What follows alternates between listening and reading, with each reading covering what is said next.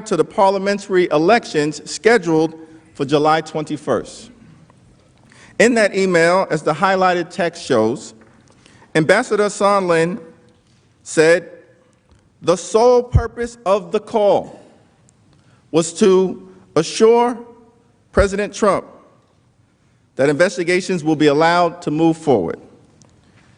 In other words, to get the Oval Office meeting, President Zelensky had to move forward on the phony political investigations, part of the scheme to cheat in the 2020 presidential campaign. This for that. On July 19th, Ambassador Sondland spoke directly with President Zelensky. He spoke directly with President Zelensky to prepare him for a call with President Trump. Ambassador Sondland coached President Zelensky to use key phrases and reassure President Trump of Ukraine's intention to bend to President Trump's will with respect to the phony investigations that President Trump sought. Ambassador Sondland told Kurt Volker that he gave the Ukrainian leader a full briefing. He's got it. That's what Sondland told Volker. In response, Volker texted, "Most important is for Zelensky to say that he will help with the investigations." That same day, Ambassador Sondland emailed top administration officials, including Acting Chief of Staff Mulvaney, Secretary Pompeo, and Secretary Perry, to summarize his conversation with Zelensky. In that email, Ambassador Sondland said Zelensky is, quote, "prepared to receive POTUS's call. Will assure him," meaning POTUS, "that he intends to run a fully transparent investigation and will turn over every stone." Both Acting Chief of Staff Mulvaney and Secretary Perry responded to the email, noting that the head of state call would be scheduled. Secretary Perry wrote, "Mick just confirmed the call being set up for tomorrow by NSC, the National Security Council." And Mulvaney responded, "I asked NSC to set it up for tomorrow." Neither Mulvaney nor Secretary Perry took issue with the fact that Sondland coached Zelensky to yield to President Trump's pressure campaign.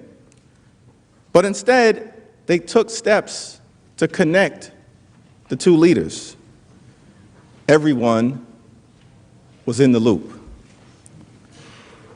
They were aware that during the July 20th call, President Trump intended to solicit foreign interference in the 2020 election and press the Ukrainian leader to announce investigations into former Vice President Biden and the CrowdStrike conspiracy theory. There was no focus on advancing America's foreign policy or national security objectives. The only priority was President Trump's corrupt demand for phony investigations in exchange for an Oval Office meeting. This for that.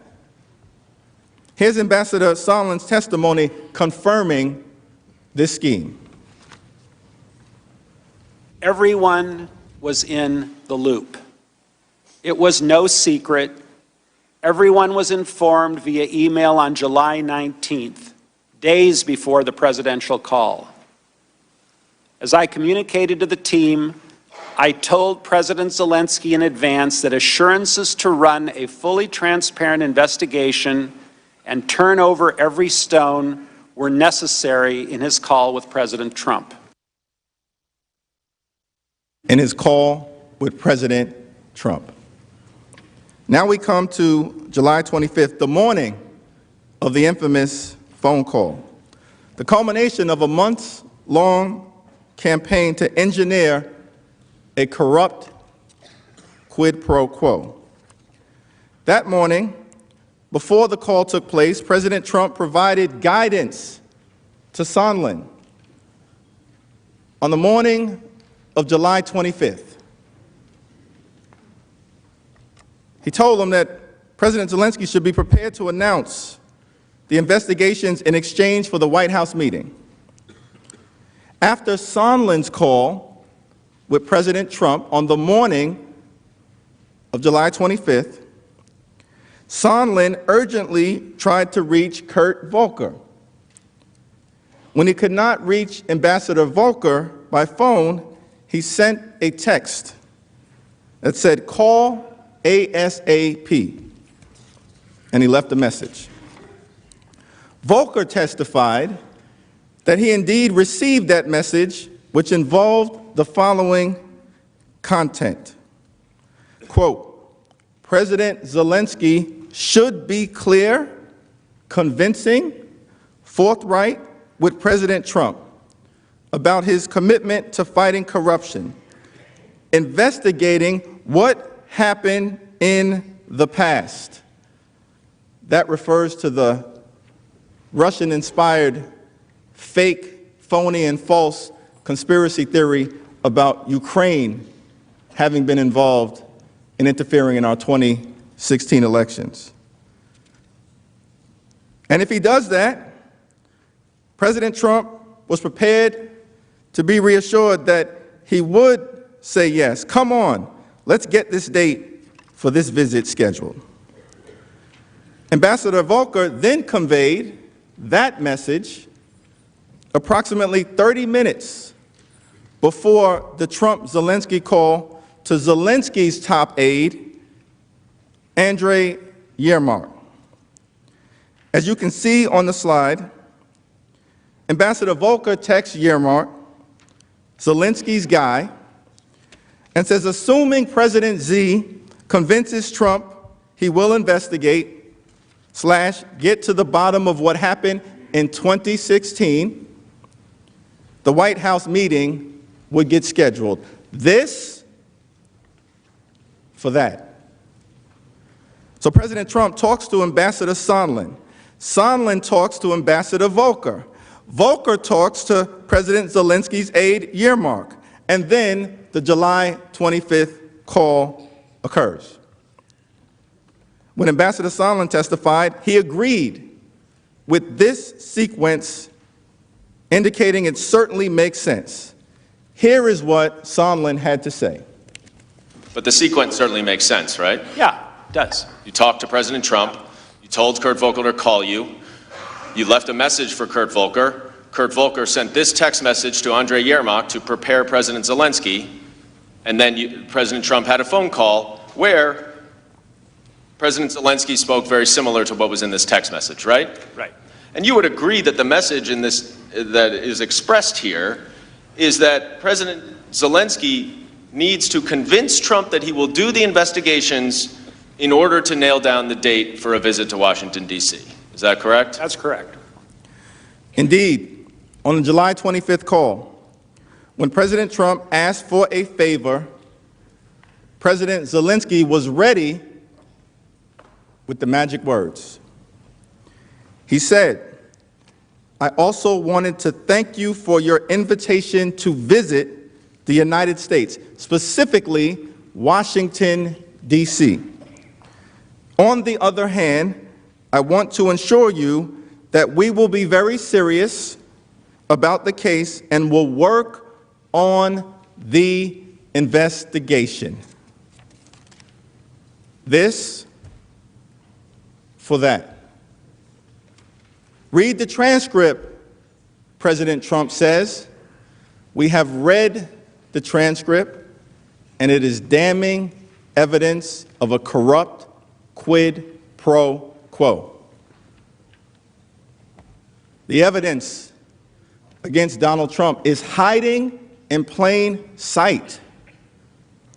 During our presentation, we've walked through the serious issues presented in the plain reading of the July 25th call, but now you can see the entire context of how this corrupt parade of horribles unfolded.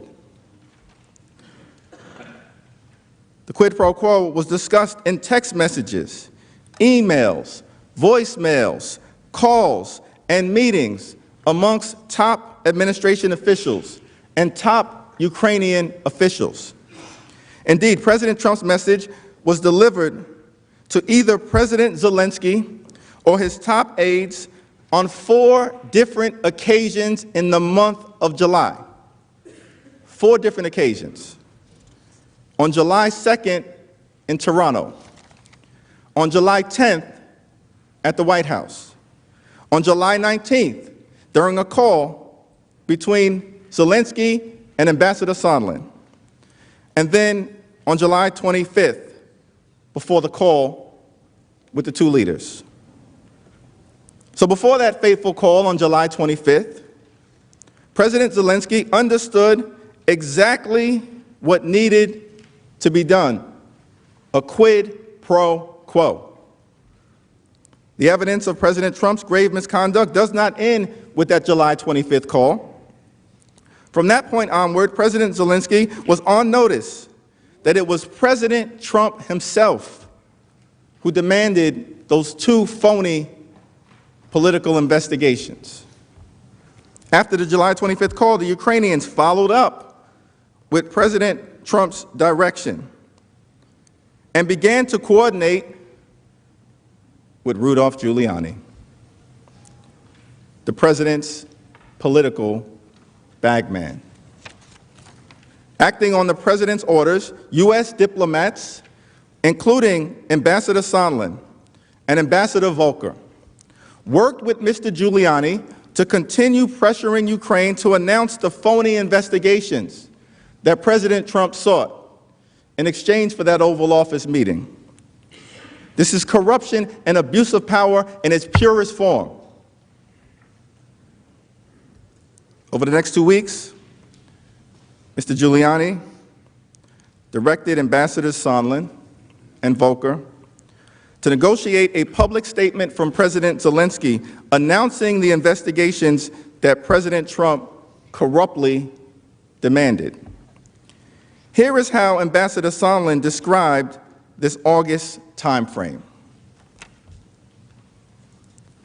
Mr. Giuliani conveyed to Secretary Perry, Ambassador Volker, and others that President Trump wanted a public statement from President Zelensky committing to investigations of Burisma and the 2016 election. Mr. Giuliani expressed those requests directly to the Ukrainians, and Mr. Giuliani also expressed those requests directly to us. We all understood that these prerequisites for the White House call and the White House meeting reflected President Trump's desires and requirements. Deputy Assistant Secretary of State George Kent described the pursuit of President Trump's corrupt demands as, quote, infecting U.S. engagement with Ukraine. Here is his full testimony. In mid-August, it became clear to me that Giuliani's efforts to gin up politically motivated investigations were now infecting U.S. engagement with Ukraine, leveraging President Zelensky's desire for a White House meeting. In short, U.S. diplomats responsible for Ukraine policy understood that Giuliani had de facto control over whether the Oval Office meeting would be scheduled and under what circumstances. Mr. Giuliani had been given that level of authority by President Trump, and it was infecting official U.S. policy toward Ukraine. To shake loose the White House meeting, top Ukrainian officials knew that they had to meet with Mr. Giuliani, who John Bolton described as a human hand grenade, who was going to blow everybody up. So on August 2nd, Mr. Giuliani met with Mr. Yermak, President Zelensky's top aide, in Madrid. Giuliani in Madrid, meeting with Zelensky's top aide on August 2nd. Mr. Giuliani made clear in that meeting that President Trump needed more private assurances that Ukraine would pursue the investigations. Mr. Giuliani made clear that President Trump needed a public statement. According to Ambassador Sondland, and this is very important, President Trump did not require that Ukraine actually conduct the investigations in order to secure that White House meeting. The Ukrainian government only needed to announce the investigations because they were phony, and they were simply designed to cheat in the 2020 election, solicit foreign interference, and corrupt our democracy to the benefit of President Trump. So the goal was not the investigations themselves, but the corrupt political benefit that President Trump would receive as a result of these announcements. He also wanted to shake this Russia thing and instead blame Ukraine with the fairy tale that Ukraine interfered in the 2016 election. The facts didn't matter to President Trump. He only cared about the personal political benefit of these sought-after investigative announcements. Over the next few weeks, Ambassadors Sondland and Volker worked with Mr. Yermak to draft the public statement for President Zelensky to issue. Ambassador Volker was also in frequent contact with Rudy Giuliani regarding the content of that statement. Now, Rudy Giuliani, of course, is not a Secretary of State, he's not an ambassador, he's not a member of the diplomatic corps. He was working in the political, personal interests of President Trump, interacting with Ukrainian officials. On August 9th, Ambassador Volker texted Mr. Giuliani and requested a call to update him on the progress of the negotiations for the statement and discuss the content of what it should include. Volker said that Yermak had, quote, mentioned President Zelensky, making a statement. He suggested that he and Mr. Giuliani get on the phone to make sure I advise Zelensky correctly as to what he should be saying. Later that afternoon, Ambassador Sondland suggested to Ambassador Volker that they obtain a draft statement from the Ukrainian government to avoid misunderstandings, or in other words, make sure that President Trump's political objectives were met. Ambassador Sondland also reiterated that President Trump would not be satisfied by a vague statement. The Ukrainian leader needed to commit to the phony investigations in explicit terms in order to secure the sought-after Oval Office meeting. This for that. Call records subpoenaed by the House show multiple communications between Ambassador Sondland and Mr. Giuliani on the one hand, and numbers associated with the Office of Management and Budget and the White House on the other. On August 8th, around the time of direct communications between Mr. Giuliani and Mr. Yermak, Mr. Giuliani communicated repeatedly with the White House, sending or receiving 6 text messages and completing several calls. Most notably, late in the evening on August 8th, Mr. Giuliani called the White House in a highly distinctive pattern. At 8:53 p.m., Giuliani texted a White House number. At 10:09, a number identified only as -1 in the White House call records called Mr. Giuliani 5 times in rapid succession. 2 minutes later, Mr. Giuliani attempted to return the call, trying an Office of Management and Budget number, then the White House Situation Room, then the White House switchboard. At 10:28, 16 minutes after Mr. Giuliani tried to call the White House back frantically, Situation Room, Office of Management and Budget, switchboard. 16 minutes after Mr. Giuliani tried to call the White House back, Giuliani and the -1 number connected for 4 minutes and 6 seconds. We should be clear. We do not know what Mr. Giuliani said or even who he talked to. We do not know who was on the other end of that mysterious call with the -1.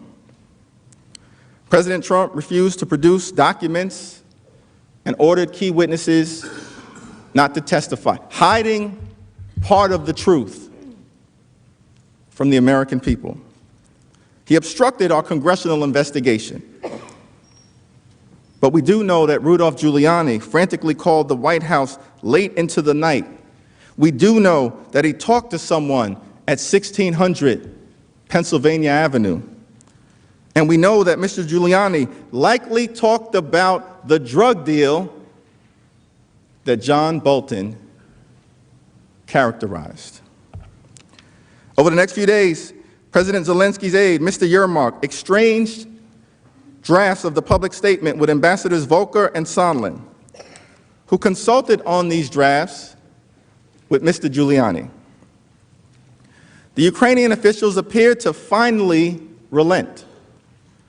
They agreed to Mr. Giuliani's specific language about the phony political investigations in exchange for the Oval Office meeting.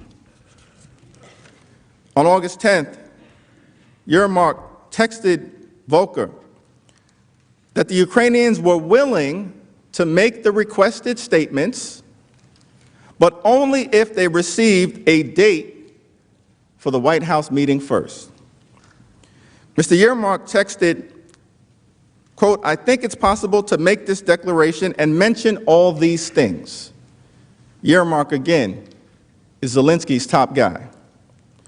He later wrote the statement would come out after we receive a confirmation of a date for the White House visit. Ambassador Volker counter-proposed. They would iron out the statement in private, use that to get the date for the meeting in the Oval Office, and then President Zelensky would make the public statement. This for that. Mr. Yermak countered, "Once we have a date, we will call for a press briefing, announcing upcoming visit and outlining vision for the reboot of the U.S.-Ukraine relationship, including, among other things, Burisma and election meddling and investigations." That was a specific reference to President Trump's corrupt demands. 2 days later, Mr. Yermak sent the draft statement, but the statement did not reference Burisma or the 2016 election. As soon as Mr. Yermak sent the statement, what did Ambassadors Sondland and Volker do? They sought a call with Rudolph Giuliani to see if the statement would suffice.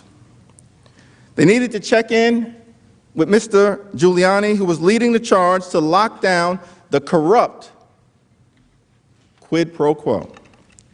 Let's listen to Ambassador Volker.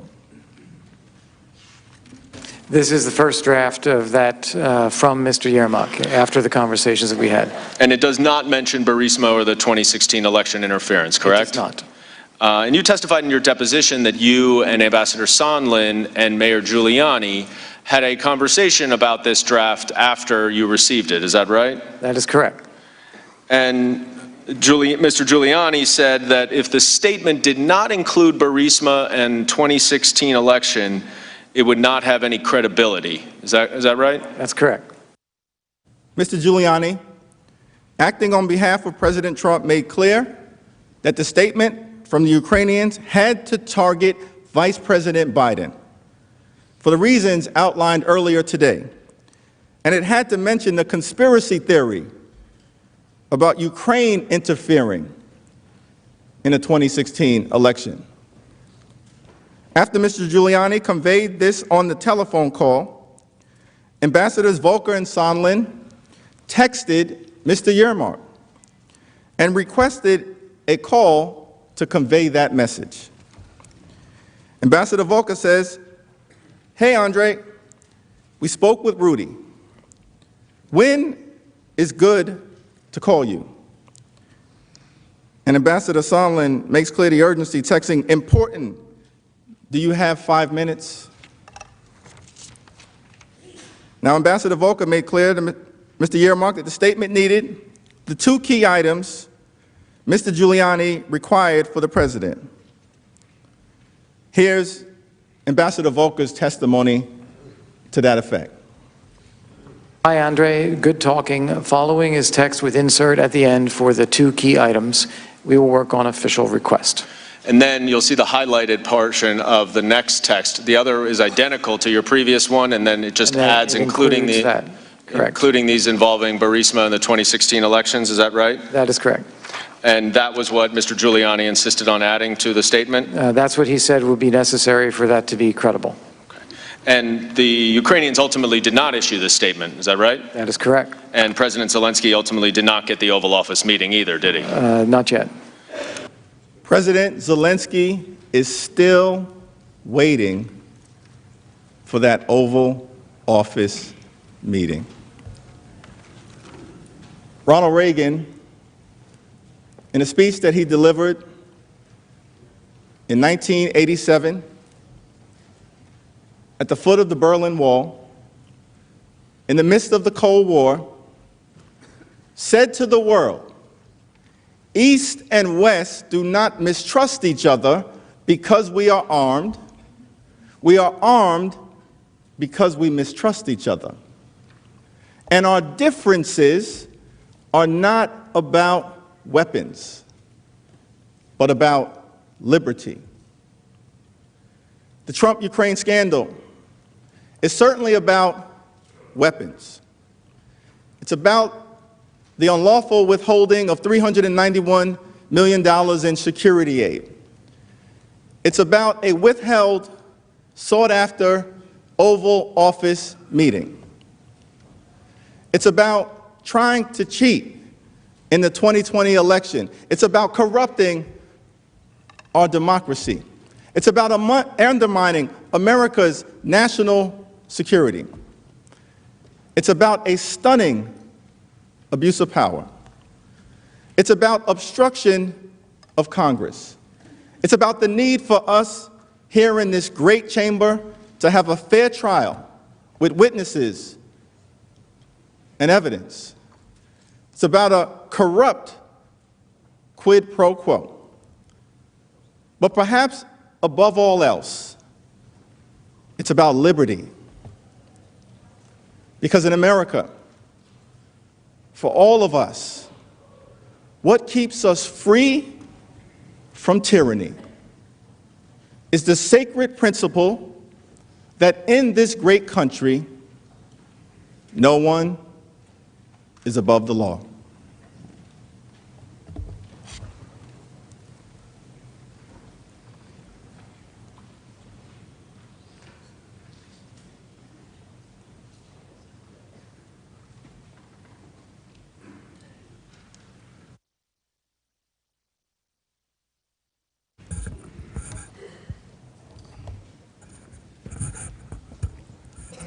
Mr. Chief Justice, Senators, President's Council, we reviewed the mountain of evidence that proves the President's officials act in his scheme. The corrupt bargain of a White House meeting in exchange for Ukraine announcing sham political investigations. You heard from each relevant witness with first-hand knowledge of the President's corrupt scheme: Sondland, Taylor, Volker, Hill, and Vindman. That there was a corrupt deal an Oval Office meeting for investigations, quid pro quo, this for that.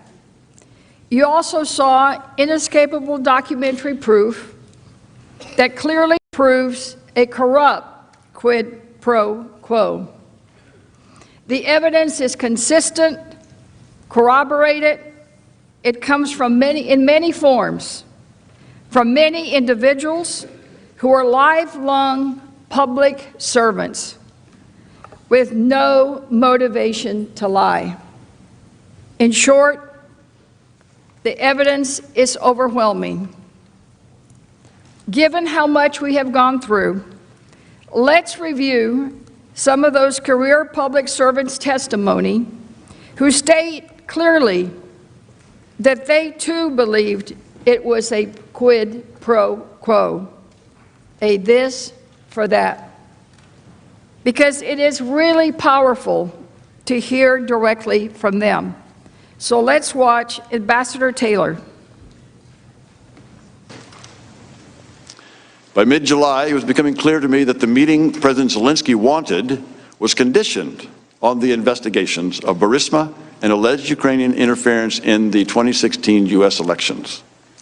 It was also clear that this condition was driven by the irregular policy channel I had come to understand was guided by Mr. Giuliani. It was clear these were conditions driven by irregular policies. And we know this too because Ambassador Sondland said so at the July 10 meeting. Dr. Fiona Hill described the scene in Ambassador Bolton's office where the quid pro quo was made clear. Let's watch. The Ukrainians, Mr. Danylyuk, starts to ask about a White House meeting, and Ambassador Bolton was trying to parry this back. Although he's the National Security Advisor, he's not in charge of scheduling the meeting. We have input recommending the meetings, and this goes through a whole process. So it's not Ambassador Bolton's role to start pulling out the schedule and start saying, right, well, we're going to look and see if this Tuesday and this month is going to work with this. And he does not, as a matter of course, like to discuss the details of these meetings. He likes to leave them to, the appropriate staff for this. So this was already going to be an uncomfortable issue. And as Ambassador Bolton was trying to move that part of the discussion away, I think he was going to try to deflect it onto another wrap-up topic, Ambassador Sondland leaned in basically to say, well, we have an agreement that there will be a meeting if specific investigations are put underway. And that's when I saw Ambassador Bolton stiffen. I was sitting behind him in the chair, and I saw him sit back slightly like this. He'd been more moving forward like I am to the table. And for me, that was an unmistakable body language, and it caught my attention. And then he looked up to the clock, and, at his watch, or towards his wrist in any case. Again, I was sitting behind him, and basically he said, well, it's been really great to see you. I'm afraid I've got another meeting. Ambassador Bolton stiffened. Quite a description. Lieutenant Colonel Vintman's testimony is consistent with Dr. Hill's recollection of the July 10 meeting. And it was made clear that the deal for the White House meeting was investigations. Let's watch Lieutenant Colonel Vintman. I want to move now to that July 10th meeting that you referenced, Colonel Vindman. What exactly did Ambassador Sondland say when the Ukrainian officials raised the idea of a White House meeting? As I recall, he referred to specific investigations that Ukrainians would have to deliver in order to get these meetings. Lieutenant Vindman, firsthand knowledge, they would have to deliver in order to get these meetings. It was also clear that this wasn't about general investigations about corruption. This was about corruption. It wasn't about corruption at all. Ambassador Sondland directed everyone, including the Ukrainian officials, to reconvene in the war room, where he discussed the arrangement he had reached with Mr. Mulvaney in more detail. And he made clear that it was about specific investigations that would benefit President Trump personally.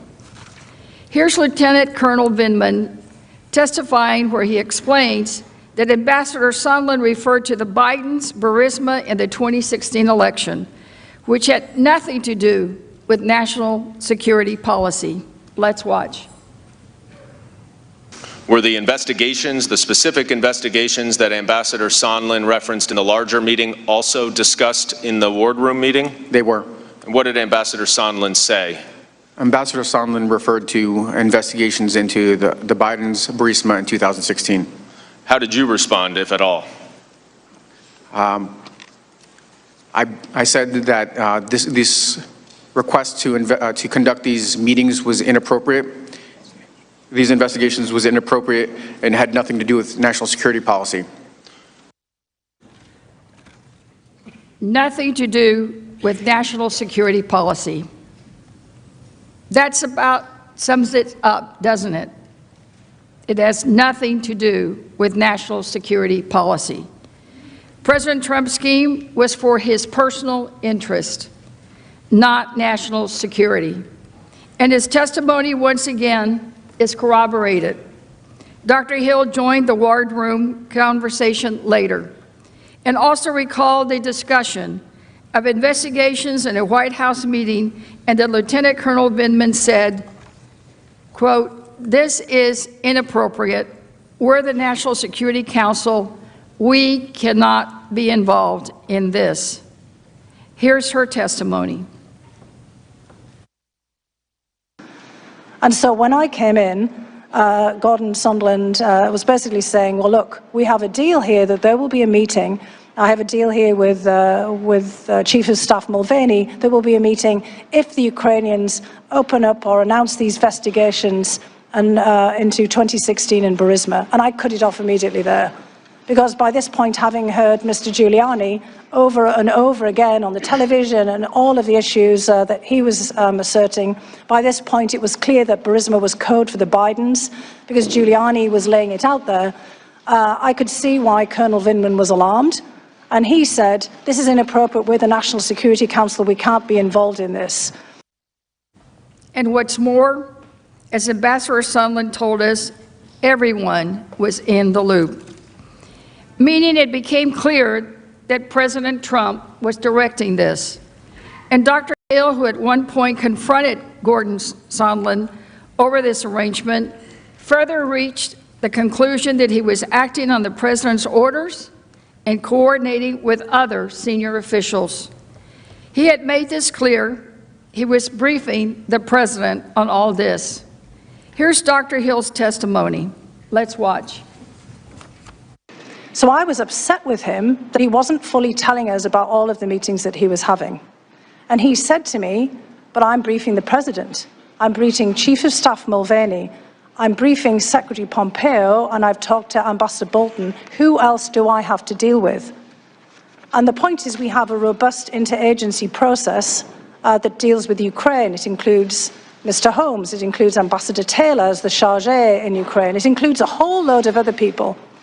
But it struck me yesterday when you put up on the screen Ambassador Sondland's emails and who was on these emails, and he said, these are the people who need to know, that he was absolutely right. Because he was being involved in a domestic political errand. And we were being involved in national security foreign policy, and those two things had just diverged. So the evidence is very clear. The White House meeting would only be scheduled if Ukraine announced the investigations that everyone, including the Ukrainians, understood to be purely political efforts to benefit the president. The only way to come to a different conclusion is to ignore the evidence. One additional way you can tell that this conduct is truly corrupt and not U.S. foreign policy, as usual, is that these officials, these lifetime career public servants, didn't just testify about this in impeachment proceedings, They contemporaneously reported this conduct in real time. Their reactions illustrate that this was not the kind of thing that both parties do when they have the White House. This was something different, something corrupt, something insidious, to use Ambassador Sondland's characterization in later testimony. The officials who instinctively recoiled from the corrupt deal that Sondland blurted out were distinguished, patriotic public servants. Let's go through some specific examples of that evidence. After the July 10 meeting we just talked about, where Ambassador Sondland made clear the agreement that the White House meetings were conditioned on the investigations, Dr. Hill consulted with Ambassador Bolton and told him what she had heard. Ambassador Bolton gave her, as she put it, very specific instruction to report this conduct in real time, and she did. Here is her testimony. Let's watch. A specific instruction was that I had to go to the lawyers, to John Eisenberg, our senior counsel for the National Security Council, to basically say, you tell Eisenberg, Ambassador Bolton told me, that I am not part of this whatever drug deal that Mulvaney and Sondland are cooking up. What did you understand him to mean by the drug deal that Mulvaney and Sondland were cooking up? I took it to mean investigations for a meeting. Did you go speak to the lawyers? I certainly did. Again, investigations for a meeting, the quid pro quo. Consistent with Dr. Hill's recounting, after both the July 10 meeting and the July 25 call, Lieutenant Vindman reported that he had learned to the lawyers. Here he is discussing that later interaction. Let's see it. And you went immediately and you reported it, didn't you? I did, Why? because that was my duty.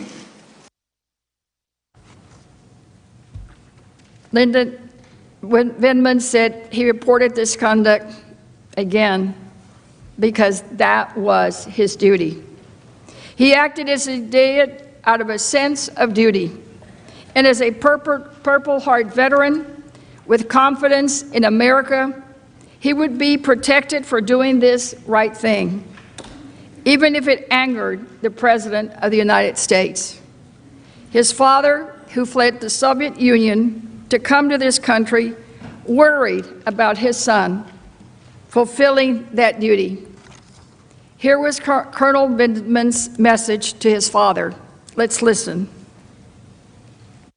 Dad, my sitting here today in the U.S. Capitol talking to our elected officials is proof that you made the right decision 40 years ago to leave the Soviet Union and come here to the United States of America in search of a better life for our family. Do not worry, I'll be fine for telling the truth.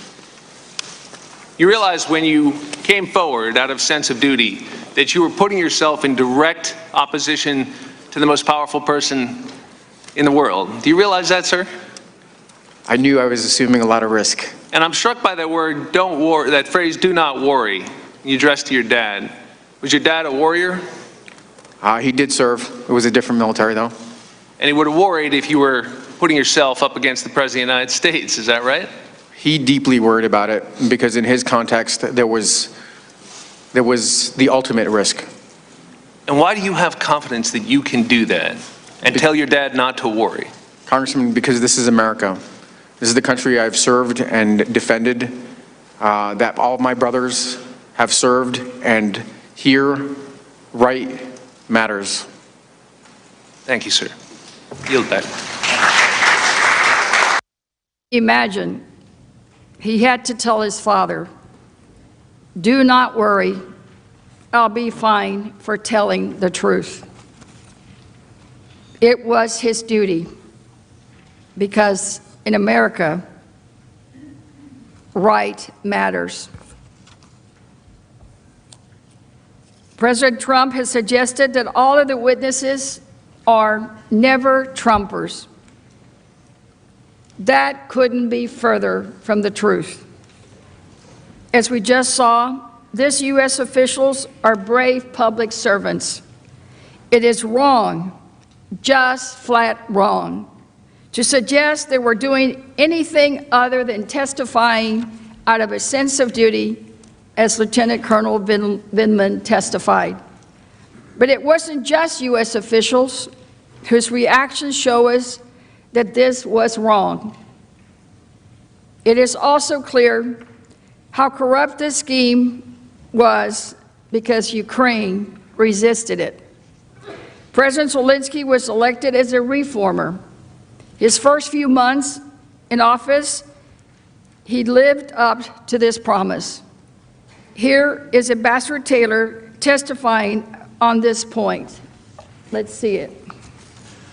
But once I arrived in Kyiv, I discovered a weird combination of encouraging, confusing, and ultimately alarming circumstances.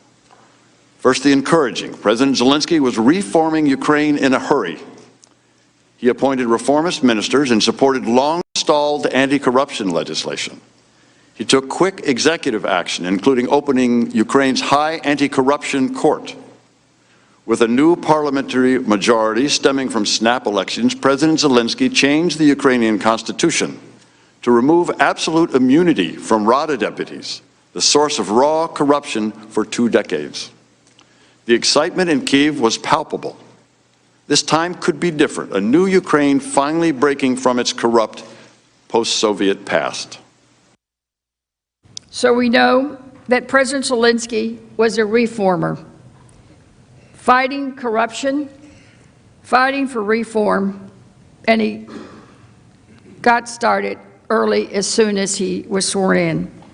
We know that President Zelensky's agenda was in our U.S. national interest. In fact, every witness testified that President Zelensky deserved America's support, and that they told President Trump that. So keeping that in mind, it is extremely telling what President Zelensky and his aides were saying behind closed doors. They were concerned about being dragged into President Trump's scheme. They recognized the political peril of going along with the president's corrupt scheme. We know that from the case for many reasons. But let's look at some of the evidence showing that now. First, the Ukrainians made their concerns clear directly to U.S. officials. On July 20, just days ahead of the July 25 call, Ambassador Taylor spoke with President Zelensky's national security advisor. He then conveyed to Ambassador Sondland and Volker that the Ukrainian leader, quote, did not want to be used as a pawn in a U.S. re-election campaign. Here's Ambassador Taylor explaining what he understood that to mean. Let's watch. What did you understand it to mean when that Zelensky had concerns about being an instrument in Washington domestic re-election politics? Mr. Daniluk understood that these investigations were pursuant to Mr. Giuliani's request to develop information, to find information about Burisma and the Bidens. This was very well known in public. Mr. Giuliani had made this point clear in several instances in the beginning, in the springtime, and Mr. Daniluk was aware that that was a problem. And would you agree that because President Zelensky is worried about this, they understood at least that there was some pressure for them to pursue these investigations? Is that fair? Mr. Daniluk indicated that President Zelensky certainly understood it, that he did not want to get involved in these type of activities. As the slide shows, on July 21, Ambassador Taylor relayed the same message to Ambassadors Volker and Sondland, making clear, quote, President Zelensky is sensitive about Ukraine being taken seriously, not merely as an instrument in Washington domestic politics. But Ambassador Sondland did not back down. Instead, Ambassador Sondland reinforced the importance that President Zelensky reassure President Trump of his commitment to the investigations.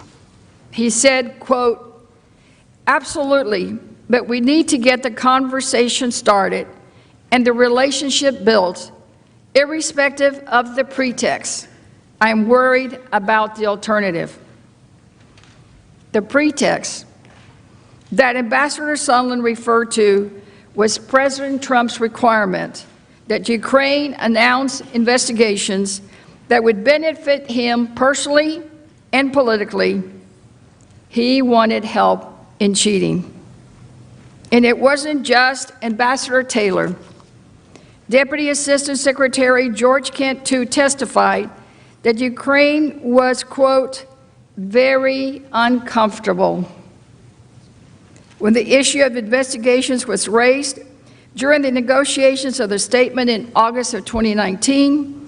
As the slide shows, Mr. Kent said, quote, "I had a conversation with Sergei Taylor in which he indicated that Special Representative Volker had been engaging with Andriy Yermak, that the president and his private attorney, Rudy Giuliani, were interested in the initiation of investigations, and that Yermak was very uncomfortable when this was raised with him, and suggested that if that were the case, if that were really the position of the United States, it should be done officially and put in writing.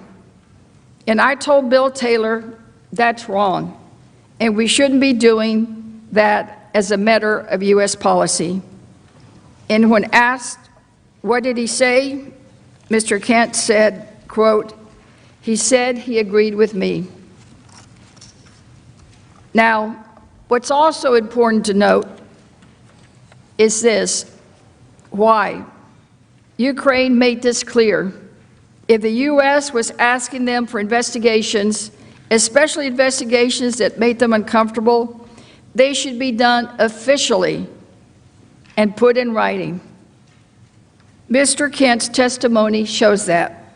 He said, quote, "Yermak was very uncomfortable when this was raised with him and suggested if that were the case, if that were really the position of the United States, it should be done officially and put in writing."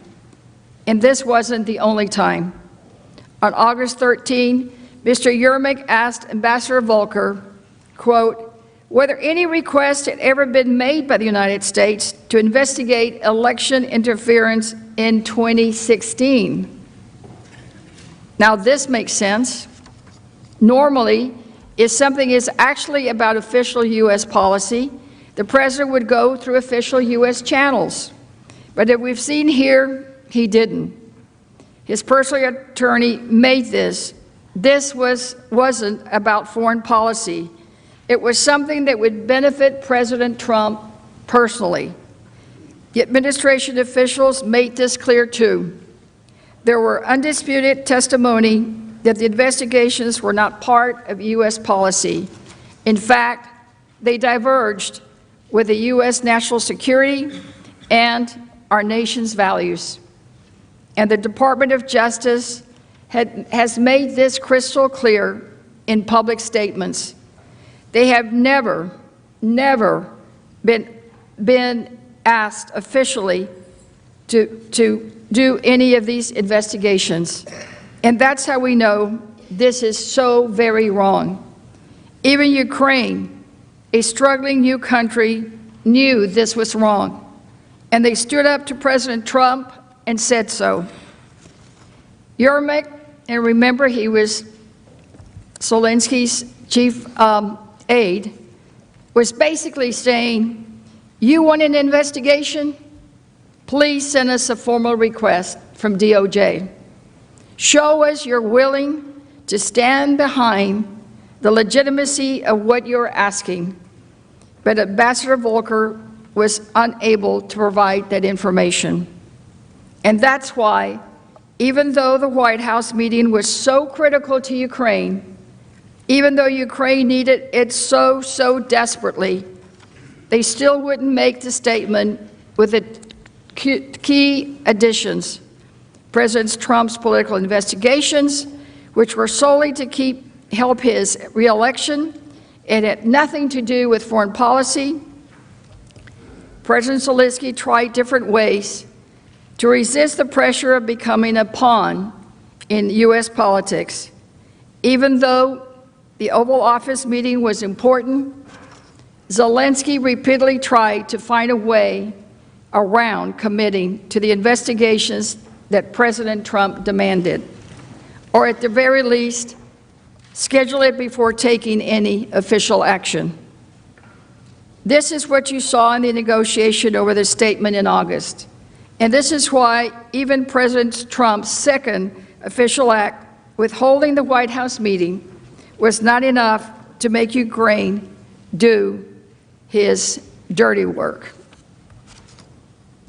Senators, we're coming to the end of the section of the presentation regarding the withholding of the White House meeting. So I want to just quickly remind us one last time about the central points that we have covered. President Trump exercised his official power when he withheld an Oval Office meeting that was critical to Ukraine. And he did this for only one reason, and one reason only. President Trump conditioned that Oval Office meeting on Ukraine, announcing investigations that would help him politically.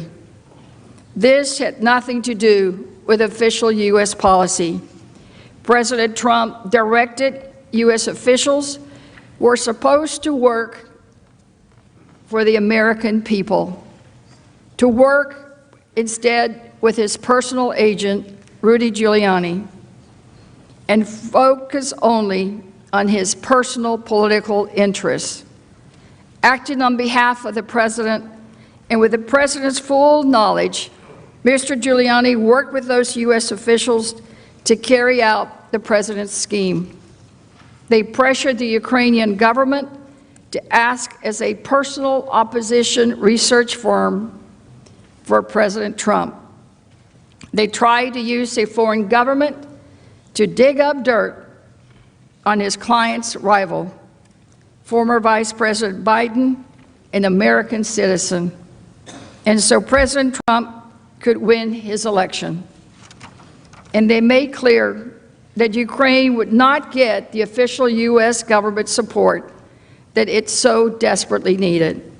Support that the President's national security team conveyed was necessary to advance our own national security objectives unless President Zelensky announced the sham investigations. Remember that an abuse of power occurs when the President corruptly exercises official power to obtain a personal benefit in a way that ignores or injures the national interest. Senators, that is exactly what happened here.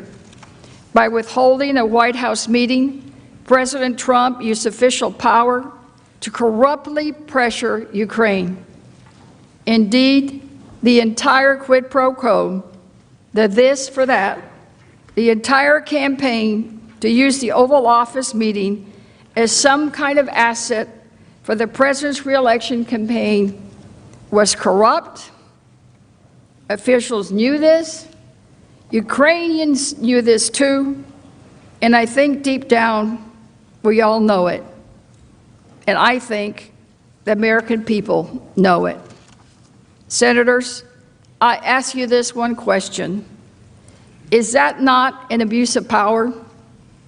Was it okay? If it's not an abuse of power, then what is? Is it okay to withhold official acts from a foreign country until that foreign country assists your reelection effort? If any other public official did that, he or she would be held accountable. I know that if one of us did that, we would be held accountable. The only way to hold this president accountable is right here in this trial. Otherwise, you would be telling Ukraine and the world that it's okay for the president to use our Oval Office and this country's prestige and power for himself instead of for the American people. If we allow this gross abuse of power to continue, this president would have free rein to abuse his control of U.S. foreign policy for personal interests. And so would any other future president. And then this president and all presidents become above the law. A president could take the powers of the greatest office in this land and use those powers not for the country, not for the American people, but for him or herself. I ask you to make sure this does not happen, because in this country, no one is above the law. Nadie se está encima de la ley. Now I yield to Ms. Demings. The Majority Leader is recognized. Mr. Chief Justice, the House managers have requested a 5-minute break. So ordered. Senate is in recess.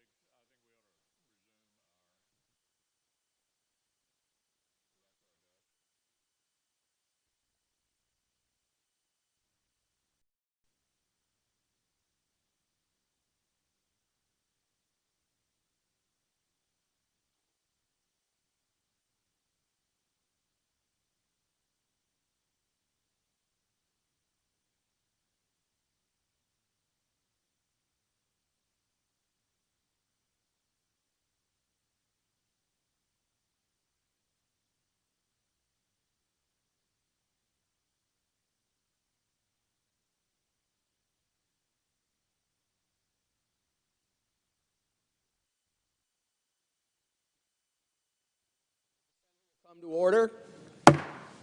Mr. Chief Justice, The Majority Leader is recognized. if I may, one brief announcement. In the morning, there will be a coronavirus briefing for all members at 10:30. Senator Alexander and Senator Murray are involved in that. The location will be emailed to your office.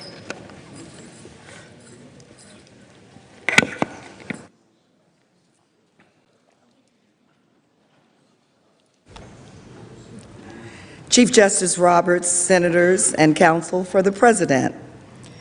We have now been through the first two official acts by the President, but neither of those official acts got the President what he wanted, help in his re-election campaign.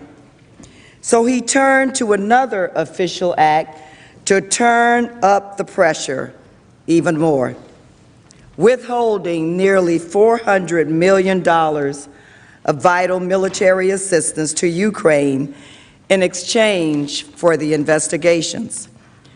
Withholding military assistance to Ukraine made the original abuse of power, soliciting foreign interference in our elections, that much worse. But it was also in and of itself an abuse of power. And not only that, it violated the law. It was illegal.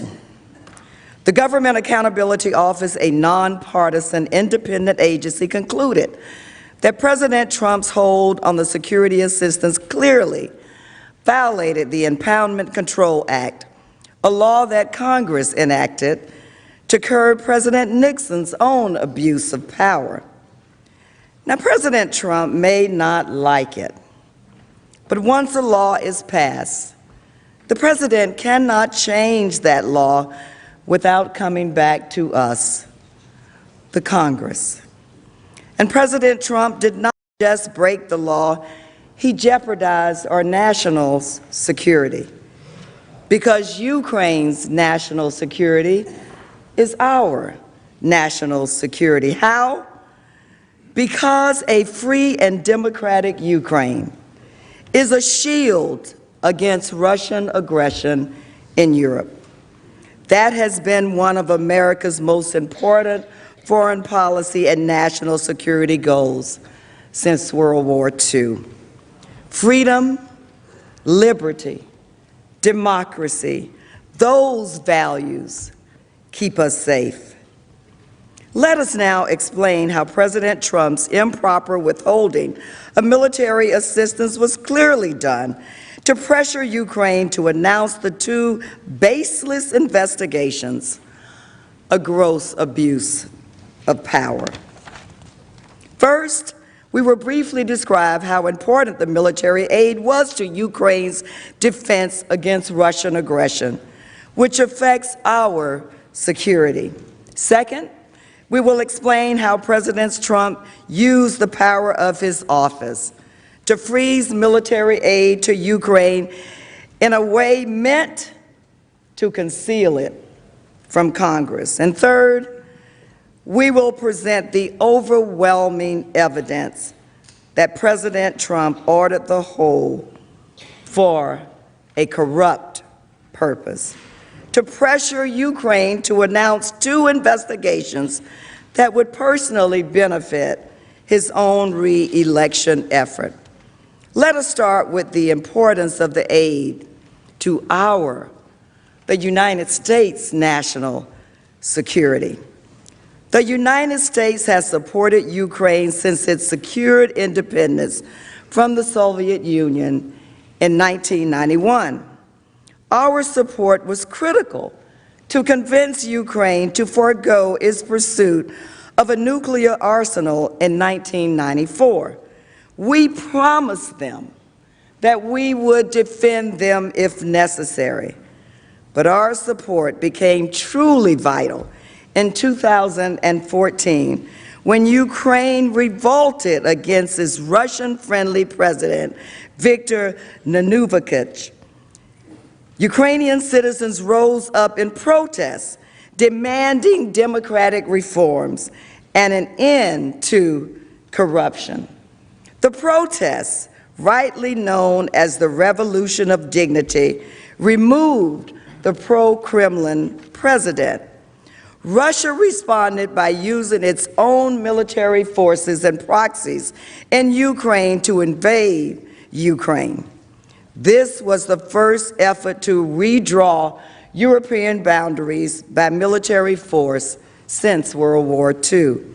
The war was devastating to Ukraine and remains so today. Approximately 7% of Ukraine's territory is now occupied by Russia. Approximately 15,000 people have been killed as a result of the conflict, and over 1.4 million people have been displaced. In response to Russia's invasion of Ukraine, the United States and our allies imposed sanctions on Russian individuals and entities and agreed to provide billions of dollars in assistance to support Ukrainian sovereignty and democratic development.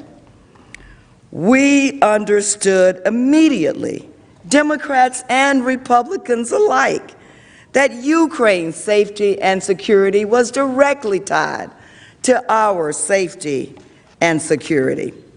With this goal in mind, since 2014, the United States has delivered roughly $1.5 billion in security assistance and another $1.5 billion in other assistance to our ally, Ukraine. Our allies in Europe have provided approximately $18 billion in loans and grants since 2014. As we have explained, the U.S. assistance comes partially from the Department of Defense, which provides important military support. It comes partially from the State Department, which helps Ukraine purchase military services or equipment manufactured by American companies in the United States. Ambassador Taylor explained how security assistance counters Russian aggression and can help shorten the war in the East. Here is his testimony. Mr. Chairman, the security assistance that we provide it takes many forms. One of the components of that, the security assistance that we provide, it takes many forms. One of the components of that assistance is counter-battery radar. Another component are sniper weapons. These weapons and this assistance it allows the Ukrainian military to deter further incursions by the Russians against Ukrainian territory. If that further incursion, further aggression were to take place, more Ukrainians would die. So it is a deterrent effect that these weapons provide. It's also the ability, it gives the Ukrainians the ability to negotiate from a position of a little more strength when they negotiate an end to the war in Donbass, negotiating with the Russians. This also is a way that would reduce the number of Ukrainians who would die. Congress imposed certain conditions on the DoD assistance. Those conditions require DoD to hold half of the money in reserve. To release all of the funds, DoD, in coordination with the State Department, must conduct a review and certify to Congress that Ukraine has done enough to fight corruption. Now, President Trump may argue that the conditions imposed by Congress are similar to the hold he placed on aid to Ukraine. As Mick Mulvaney said, and I quote, "We do this all the time." But let us be very clear. These types of conditions, which are often included in appropriation bills, are designed to promote official U.S. policy, not the policy of one individual or one president. This is exactly the type of permissible condition on aid that Vice President Biden was implementing when he required that Ukraine fire its corrupt prosecutor general before getting a loan guarantee. Prior to 2019, the Trump administration provided security assistance to Ukraine without incident, even under the previous Ukrainian administration of President Petro Poroshenko, which suffered from serious corruption. President Trump allowed $510 million in 2017 and $559 million in 2018 to flow unimpeded to Ukraine. But in the summer of 2019, without any explanation, President Trump abruptly withheld the security assistance to Ukraine. So what had changed by July of 2019? Congress had appropriated the funds. President Trump had signed it into law. The Department of Defense had certified that Ukraine was meeting the required anti-corruption reforms. In fact, DOD had begun to spend the funds. So what happened? Well, in April, two critical things happened. First, Joe Biden publicly announced his campaign for president. Second, the Mueller investigation concluded that Russia interfered in the 2016 U.S. elections to assist the Trump campaign, and that the Trump campaign had extensive contacts with Russians and even took advantage of some of the Russian efforts. The evidence shows that the only logical reason, and we deal in what's reasonable, President Trump withheld the aid. It was to undermine these threats to his political future. As we have discussed, security assistance to Ukraine has broad bipartisan support from Congress, as well as every agency within the president's own administration. And let us be clear about something. The money mattered to Ukraine. It mattered to Ukraine. Witness testimony revealed that this money was 10% of Ukraine's defense budget. 10%.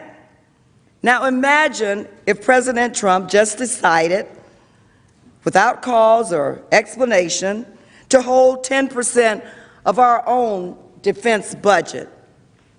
That would have a dramatic impact on our military, and it certainly did to Ukraine, our ally.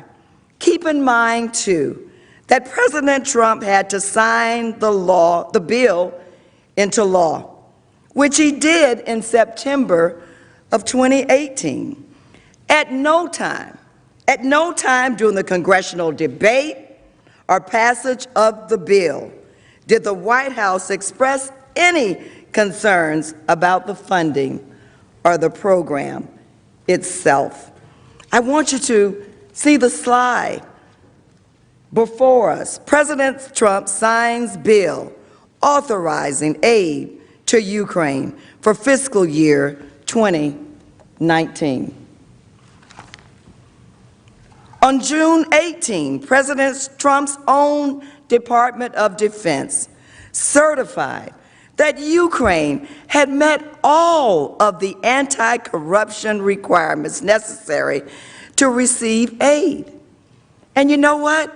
The Department of Defense announced that the money was on its way, just as we, the United States of America, had promised. Senators, our word must continue to mean something. Our word must continue to mean something powerful in the world. So let us make certain that America continues to live up to its promise.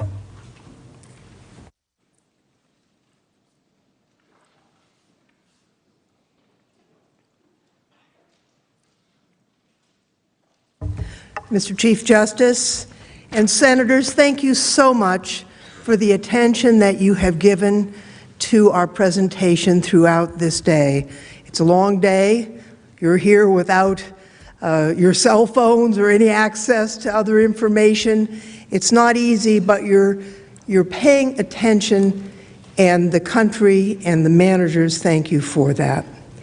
Now, we've just gone through the importance of the security assistance to Ukraine to our national security, and the clear consensus among Congress, the executive, and the President's agencies and advisors that the aid should be released to Ukraine. In fact, by June 18th, after having certified that Ukraine had met all the anti-corruption reform requirements to receive the aid, DoD announced its intention to provide the $250 million in security assistance to Ukraine. This brings us to the second part of this section of our argument. Soon after that June 18th press release, President Trump quickly moved to stop the aid from flowing. He did this with no explanation, against the clear consensus of his advisors and his agencies, and against our nation's security interests.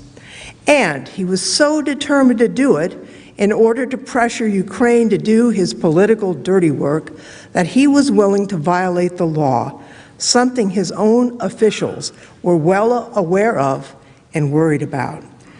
How do we know the President ordered the hold? Well, first, there's no real dispute that the President ordered the hold. The hold on security assistance to Ukraine was a unilateral official act by the President. Immediately after the DoD's June 18th press release announcing the $250 million in security assistance funds for Ukraine, President Trump started asking questions about the funding programs. Laura Cooper from DoD and Mark Sandy from OMB testified about this sudden interest in Ukraine security assistance, something that Cooper called unusual.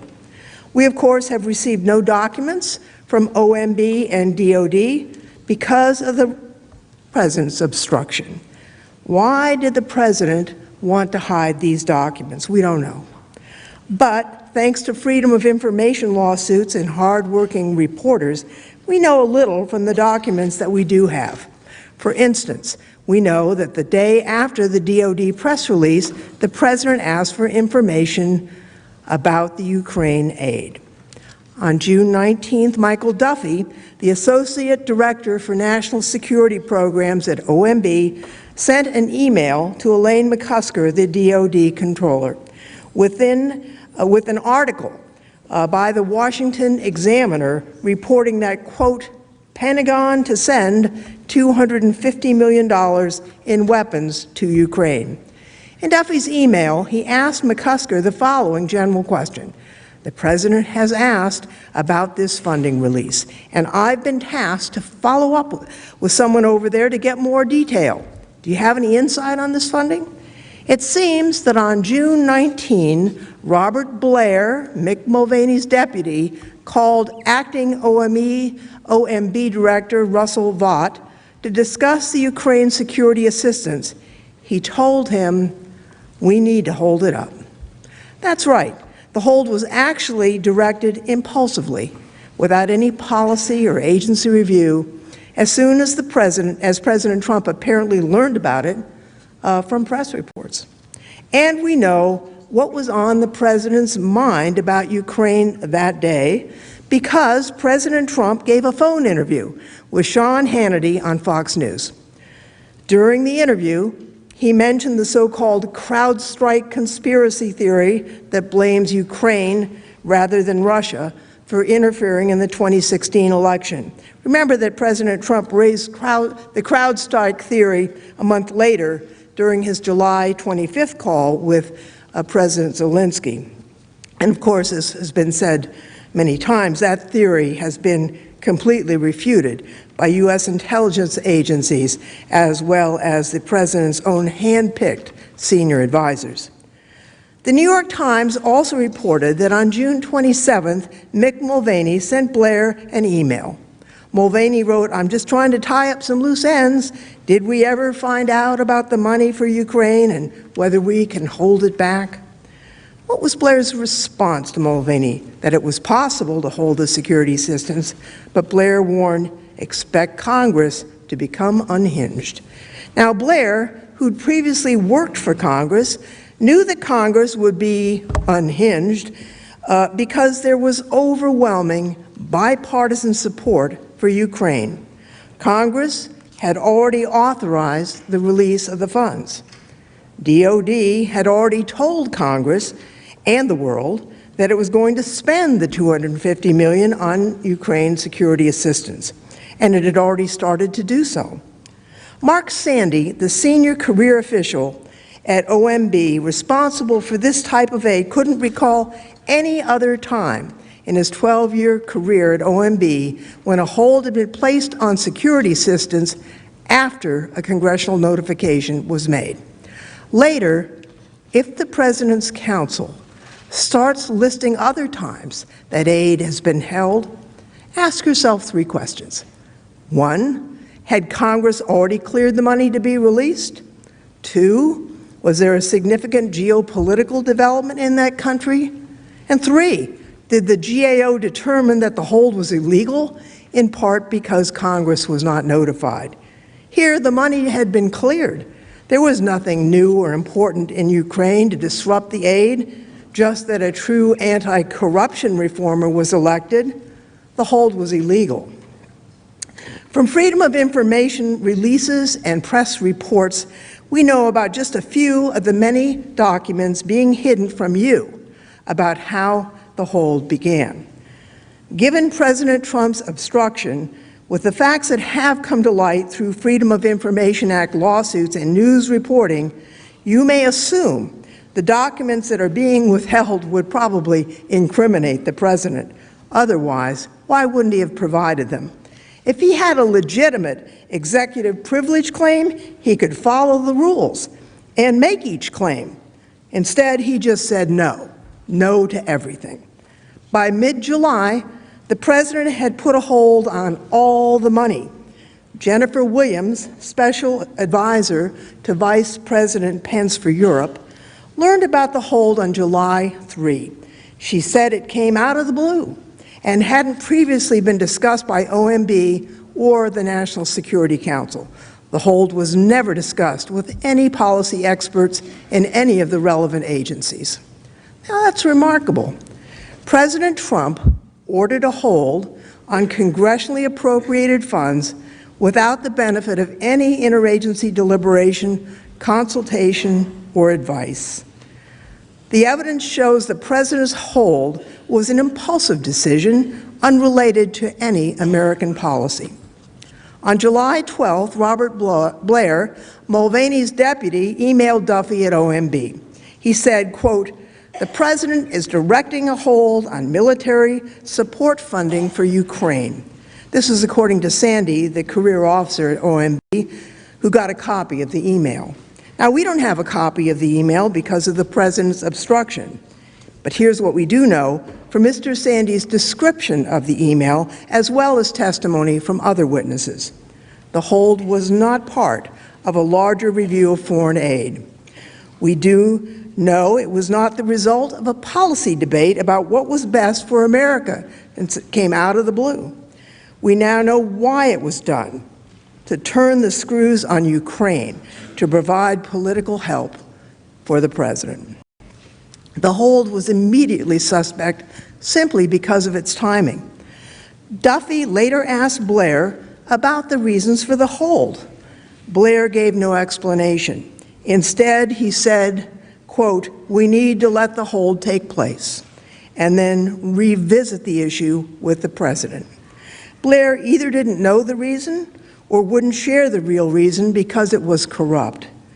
It sure would be nice to know what Blair knew about the reason for the hold, and what Duffy knew. We could ask them the question, if you authorize a subpoena.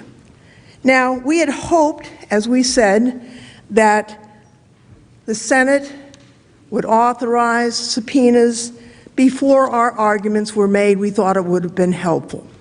But we know that you'll have another opportunity to call witnesses, to require documents, and we hope that your decision will be informed by the arguments we're making to you over these days, and that you will, in fact, get the full story. Well, we do know, actually, the reason why the president did what he did. We know the president held the money. It wasn't because of any policy reason to benefit America, or any concern about corruption in Ukraine, or any desire for more burden sharing from other countries. It was because the president was upset that Ukraine was not announcing the investigations that he wanted, because he wanted to ramp up the pressure to force them to do it. From the very beginning, it was clear the hold was not in America's national interest. Those within the U.S. government responsible for Ukraine's security and for shaping and implementing U.S. foreign policy were caught off guard by the president's decision. Support for the aid and against the hold was unanimous, forceful, and unwavering. The president can call Ukraine policy experts unelected bureaucrats all he wants, but those are officers charged with implementing his official policy, developed by the president himself, which was also a product of congressional action. Anyway, it wasn't just the career officers. President Trump's own politically appointed senior officials, his cabinet members, also opposed the hold. Why? Because it was against our national interest. But the president wasn't persuaded by arguments about national interest. Why? Because the hold had nothing to do with the national interest. It had to do with the interests of just one person, Donald J. Trump. The demand for Ukraine to announce these investigations was not a policy decision, but a personal decision by the president to benefit his own personal interests. At an NSC-led meeting on July 8th, OMB announced that President Trump had directed a hold on Ukraine security assistance. The news shocked meeting participants. Ambassador Taylor testified that he and others on the call sat in astonishment when they learned about the hold. He immediately realized one of the key pillars of our strong support for Ukraine was threatened. David Holmes, political counselor at the U.S. Embassy in Kiev, testified he was shocked and thought the hold was extremely significant because it undermined what he understood to be long-standing U.S. policy in Ukraine. And Catherine Croft, the State Department's special advisor for Ukraine, testified that the announcement blew up the meeting. Deputy Assistant Secretary of State George Kent said, "There was great confusion among the rest of us because we didn't understand why that had happened." He explained, since there was unanimity about this security assistance to Ukraine, that it was in our national interest, it just surprised all of us. The policy consensus at this and later NSC meetings was clear. With the exception of OMB, which was following the direction of the president, everyone supported lifting the hold, all the way up to number 2 officials at the agencies, the political appointees of President Trump. There was unanimous agreement that the hold was ill-advised and the aid should be released. Tim Morrison, National Security Advisor to John Bolton, understood that the most senior appointed officials were all supportive of the continued disbursement of the aid. On August 15th, at the President's Golf Club in Bedminster, New Jersey, members of the President's cabinet all represented to Ambassador Bolton that they were prepared to tell the President they endorsed the swift release and disbursement of the funding. The President ignored his advisor's recommendation to lift the hold. He provided no credible explanation for it, not from the day the hold was made until the day it was lifted. Witness after witness, including Hale, Vindman, Croft, Holmes, Kent, Cooper, Sandy, testified they weren't given any reason for the hold while it was in place. Croft said the only reason given was that the order came at the direction of the president. Mr. Holmes confirmed the order had come from the president without further explanation.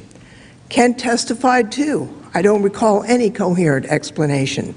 Ambassador Sondland agreed. I was never given a straight answer as to why it had been put in place to begin with. Dr. Hill explained, no, there was no reason given. Even Senator McConnell has said, I was not given an explanation for the hold. Even as OMB was implementing the hold, officers in OMB were saying it should be lifted. Mr. Sandy testified that his team drafted a memo on August 7th to OMB Acting Director Russ Vought. It recommended lifting the hold because, one, the assistance was consistent with national security to support a stable, peaceful Europe. Two, the aid countered Russian aggression. Three, there was bipartisan support for the program. Michael Duffy, the senior political appointee overseeing funds, approved the memorandum. He agreed with its policy recommendations, and it wasn't just OMB. Senior advisors in the administration tried over and over again to convince President Trump to lift the hold over the summer. Sometime prior to August 16th, Ambassador Bolton had a one-on-one meeting with President Trump about the aid, but the president didn't budge. Then, at the end of August, when the hold on the aid became public, Ambassador Taylor expressed to multiple officials his concerns about withholding the aid from Ukraine at a time when it was fighting Russia. Ambassador Taylor stressed the importance of the hold not just as a message to Ukraine, but importantly to Russia as well. Withholding the aid on vital military assistance while Ukraine was in the midst of a hot war with Russia sent a message to Russia about U.S. support of Ukraine. Ambassador Taylor felt so strongly about the harm withholding the security assistance that for the first time ever in his decades of service at the State Department, he sent a first-person cable with his concerns to Secretary Pompeo. In the cable, he described directly the folly that Taylor saw in withholding the aid. Here's his testimony. Have you ever sent a cable like that? How many times in your career, 40, 50 years, have you sent a cable directly to the Secretary of State? Once. This time? Yes, sir. In 50 years? Rifle company commanders don't send cables, but yes, sir. Ambassador Taylor never received an answer to the cable, but he was told that Secretary Pompeo carried it with him to a White House meeting about security assistance to Ukraine. It seemed this meeting about the aid may have occurred on August 30th. There are press reports that Secretary Pompeo, Secretary Esper, National Security Advisor Bolton discussed the hold with President Trump shortly after Ambassador Taylor sent his cable. Keep this in mind. This was 2 days after the hold was publicly reported and after the president was briefed on the whistleblower complaint. Yet, even then, President Trump refused to release the aid. On August 30th, Michael Duffy sent an email to Elaine McCusker, the DOD comptroller. It said, quote, clear direction from POTUS to continue the hold. President Trump has refused to produce this or any other email to Congress. When the administration was forced to produce it in a Freedom of Information case in response to a court order, this critical passage was actually blacked out. What's the reason for blacking out this direction from the president about an issue so central to this case? No reason has been given to us. So you should ask yourself this: what is the president hiding? The president finally released the hold on September 11th, but again, There was no credible reason given for the release. Mark Sandy testified that he could not recall another instance where a significant amount of assistance was being held up, and he didn't have a rationale for as long as I didn't have a rationale in this case. On the day it was released, OMB still didn't know why President Trump had ordered the hold. On September 11th, the day the president finally released the aid, McCusker at DOD reportedly sent an email to Duffy asking, "What happened?" Michael Duffy answered, "Not clear exactly, but President made the decision to go. We'll fill you in when I get details." So let's take a step back for a minute. Why was no reason given to anyone for the president deciding to hold up hundreds of millions of dollars in military assistance to our allies? Because there was no supportable reason for withholding the aid. No one agreed with it. According to the 17 witnesses in the House impeachment inquiry, President Trump insisted on holding the aid and provided no reason, despite unanimous support, for lifting the hold throughout his administration, including his hand-picked top advisors. It also wasn't consistent with American policy. The aid had the clear support of career officers and political appointees in President Trump's administration as important for national security. There was no national security or foreign policy reason provided. No one could think of one. DOD had already certified to Congress, as the law required, that Ukraine had met the anti-corruption conditions for the aid and that it planned to begin implementing the expenditures. So why did the president do this? I think we know why. The president ordered the hold for an improper purpose: to pressure Ukraine to announce investigations that would personally benefit President Trump. And that brings us to a key point. It wasn't just that the president ordered a hold on the aid without any explanation, against the unanimous advice of his advisors, and even after for weeks, as his administration, both career and political appointees, continued to try to get him to release the hold. What the president was trying to hide was worse. What the president did was not just wrong, it was illegal. In ordering the hold, President Trump not only took a position contrary to his senior advisors, counter to congressional intent, and adverse to American national security interests in Ukraine, he also violated the law. Now, this issue was not a surprise.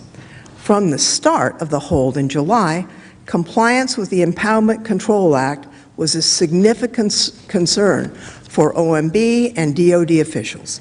Mark Sandy raised concerns with his supervisor, Michael Duffy, that the hold might violate the Impeachment Control Act. DOD voiced the same concerns.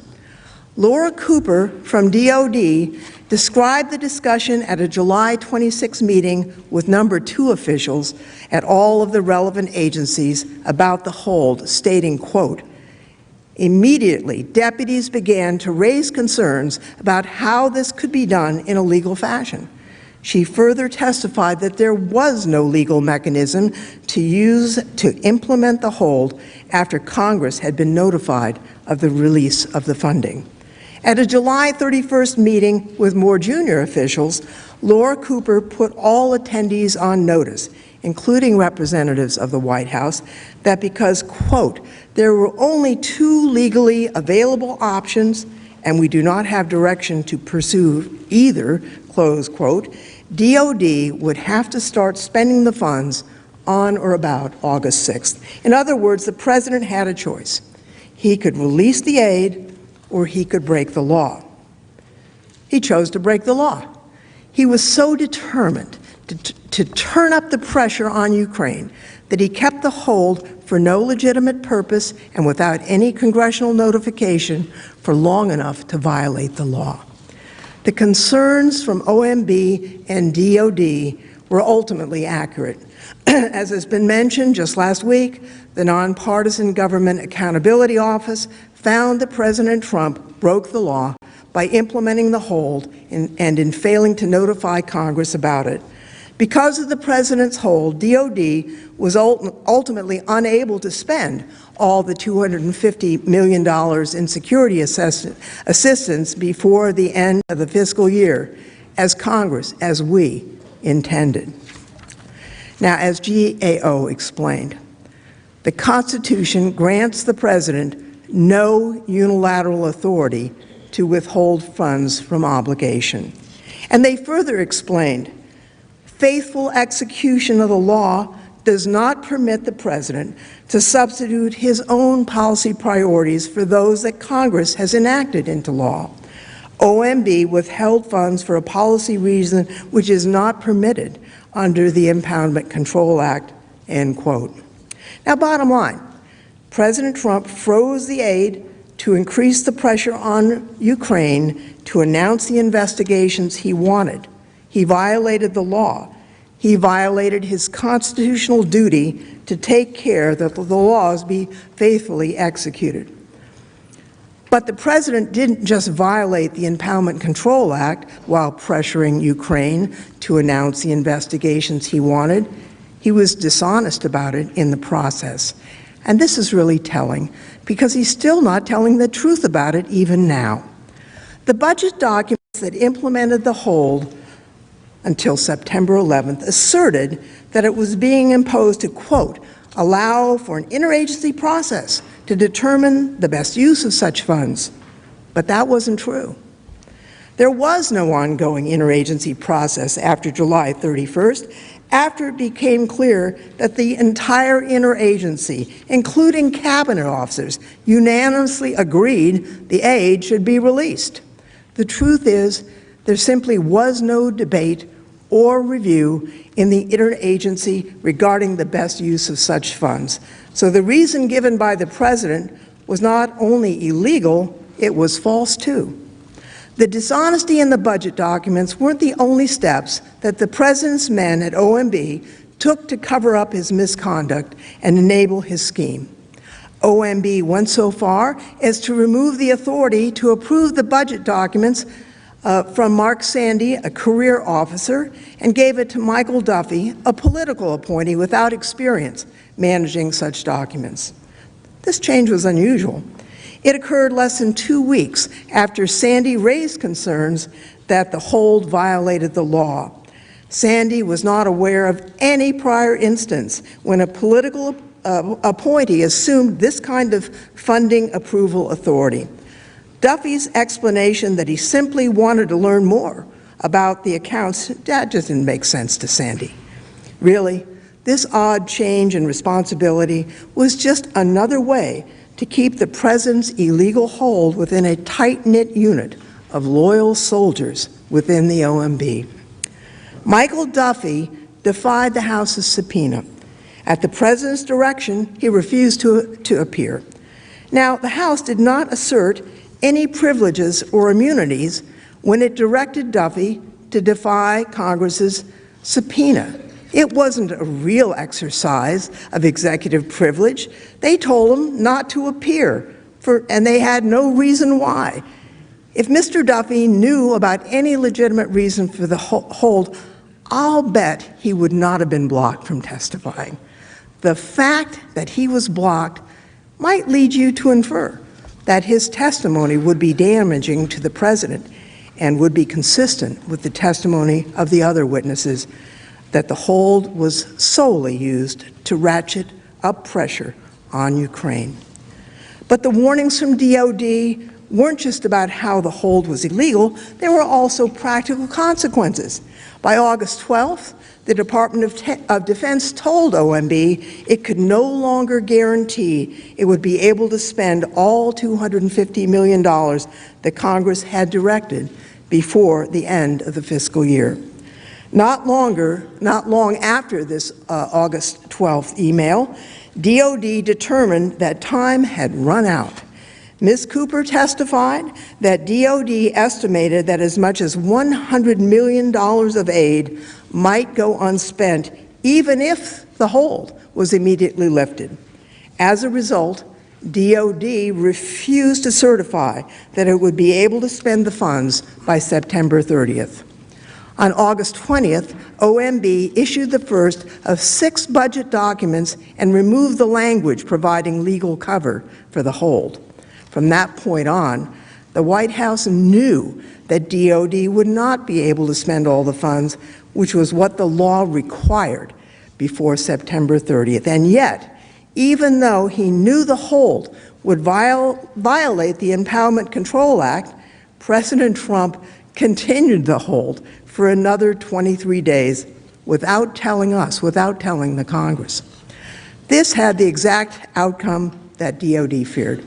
After the president lifted the hold on the evening of September 11th, DOD had only 18 days to spend the remaining $223 million, which is about 89% of the total. DOD scrambled, and they spent all but approximately $35 million, about 14% of the appropriated funds were left. That $35 million would have expired and would have been forever lost to Ukraine had Congress not stepped in to pass a law to roll the money over to the next year. But even as of today, more than $18 million of that money has not yet been spent.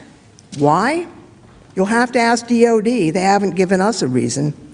Okay, all of this shows clearly that President Trump knowingly, willfully violated the law when he withheld aid from Ukraine. But just to be clear, the articles of impeachment do not charge Donald Trump with violating the Impeachment Control Act. We're not arguing that. But understanding this violation of the law is important to understand the broader scheme of his abuse of power. It shows the great lengths the president was willing to go to in order to pressure Ukraine to do his political dirty work. The security assistance wasn't something the law allowed him to give or take at his discretion. No, he was legally obliged to release the money, but he simply didn't care. Why?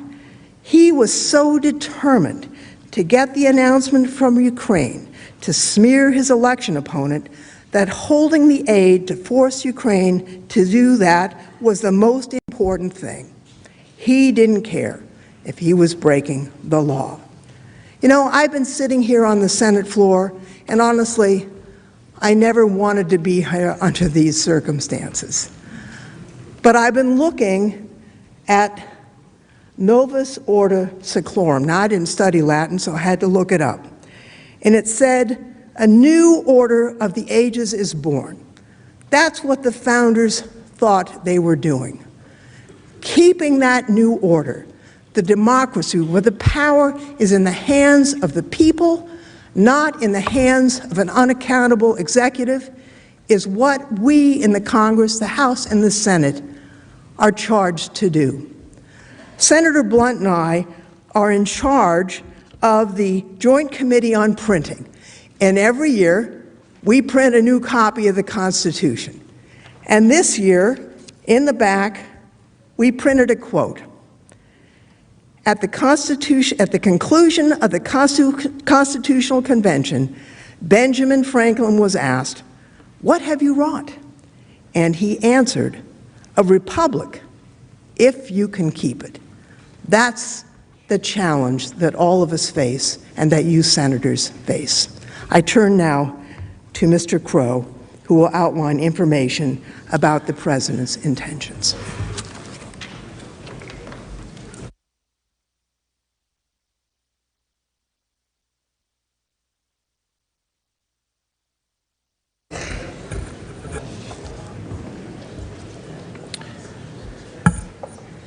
Mr. Chief Justice, members of the Senate, counsel for the President, just bear with us a little while longer. I promise we are almost there. You've heard a lot the last few days about what happened. How do we know that the President ordered the hold to pressure Ukraine to announce investigations that would help his personal political campaign? In other words, how do we know why it happened? We know it because, to this day, There is no other explanation. We know it because senior administration officials, including the president's own senior political appointees, have confirmed it. And we know it because the president's own chief of staff said it at a national press conference. And we know it because the president himself directed it. Here are the facts. 1, the president asked President Zelensky for a favor on July 25th. And we all know what that favor was. 2, multiple U.S. officials with fact-based knowledge of the process have confirmed it. 3, President Trump lifted the hold only after his scheme was exposed. 4, there were no other legitimate explanations for the release of the hold. It was not based on a legitimate review of the foreign aid. It was not based on concerns of corruption in Ukraine. It was not because President Trump wanted countries to pay more. There are no facts that show that the president cared about any of those things. 5, as we know, White House Chief of Staff Mick Mulvaney admitted at a press conference that the bogus 2016 election interference allegations were, quote, why we held up the money. Eventually, the truth comes out. There was no legitimate policy reason for holding the aid, so the truth came out. As Ambassador Sondland said, the president was a businessman who saw congressionally approved, taxpayer-funded military aid for Ukraine, our partner at war, as just another business deal to be made. Military aid in exchange for fabricated dirt on his political opponent, dirt for dollars, this for that, a quid pro quo. Let's start with the president's own words to President Zelensky on the July 25th call. With the hold on his mind, and on President Zelensky's mind too, we know that, President Trump linked military aid to his request for a favor. At the very beginning of the call, President Zelensky said, quote, I would also like to thank you for your great support in the area of defense.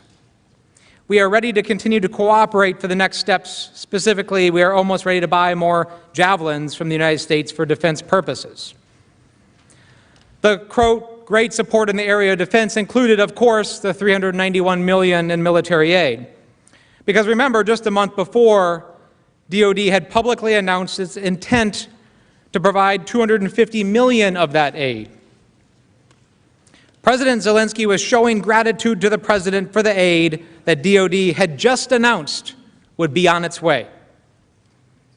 But the president had put a hold just a few weeks before. Immediately after President Zelensky brought up the U.S. military support and said that Ukraine was almost ready to buy more Javelin anti-tank missiles, President Trump pivoted to what he wanted in return. He turned from the quid to the quo. President Trump immediately responded. He said, quote, I would like you to do us a favor, though, because our country has been through a lot, and Ukraine knows a lot about it. And what was that favor? Well, we all know by now, don't we? It wasn't to fight corruption. It wasn't to help the United States or our national interests. It was the two specific political investigations that he wanted Ukraine to announce to help his own personal political campaign. President Trump's quick pivot from the critical military aid he knew that Ukraine desperately needed to the investigations that would benefit him personally speaks volumes. By bringing up the investigations immediately after President Zelensky raised the issue of military support, he linked the two issues. And U.S. officials listening to the call also made that connection. Here's what Jennifer Williams, Vice President Pence's aide, testified. but I was struck by something else you said in your deposition. You said that it shed some light on possible other motivations behind a security assistance hold. What did you mean by that? Mr. Chairman, I was asked during the closed-door testimony how I felt about the call, and in reflecting on what I was thinking in that moment, it was the first time I had heard internally the President reference particular investigations that previously I had only heard about through Mr. Giuliani's press interviews in press reporting. So in that moment, it was not clear whether there was a direct connection or linkage between the ongoing hold on security assistance and what the President may be asking President Zelensky to undertake in regard to investigations. So it was noteworthy in that regard. I did not have enough information to draw any firm conclusions. But it raised the question in your mind as to whether the two were related. It was the first I had heard of any requests of Ukraine which were that specific in nature. So it was noteworthy to me in that regard. In fact, the hold was formally implemented by OMB the very day of the call. Just hours after the call between President Trump and President Zelensky, Duffy sent an email to senior DoD officials instructing them to put a hold on the security aid. He underscored, quote, "Given the sensitive nature of the request, I appreciate your keeping that information closely held to those who need to know to execute the direction." In other words, don't tell anybody about it. If the President ordered the hold for a legitimate policy reason, then why did he want to hide it from the rest of the administration? President Trump has obstructed Congress's ability to get those answers. We would like to ask Duffy why they wanted to keep it quiet. There's more evidence, of course, a lot more.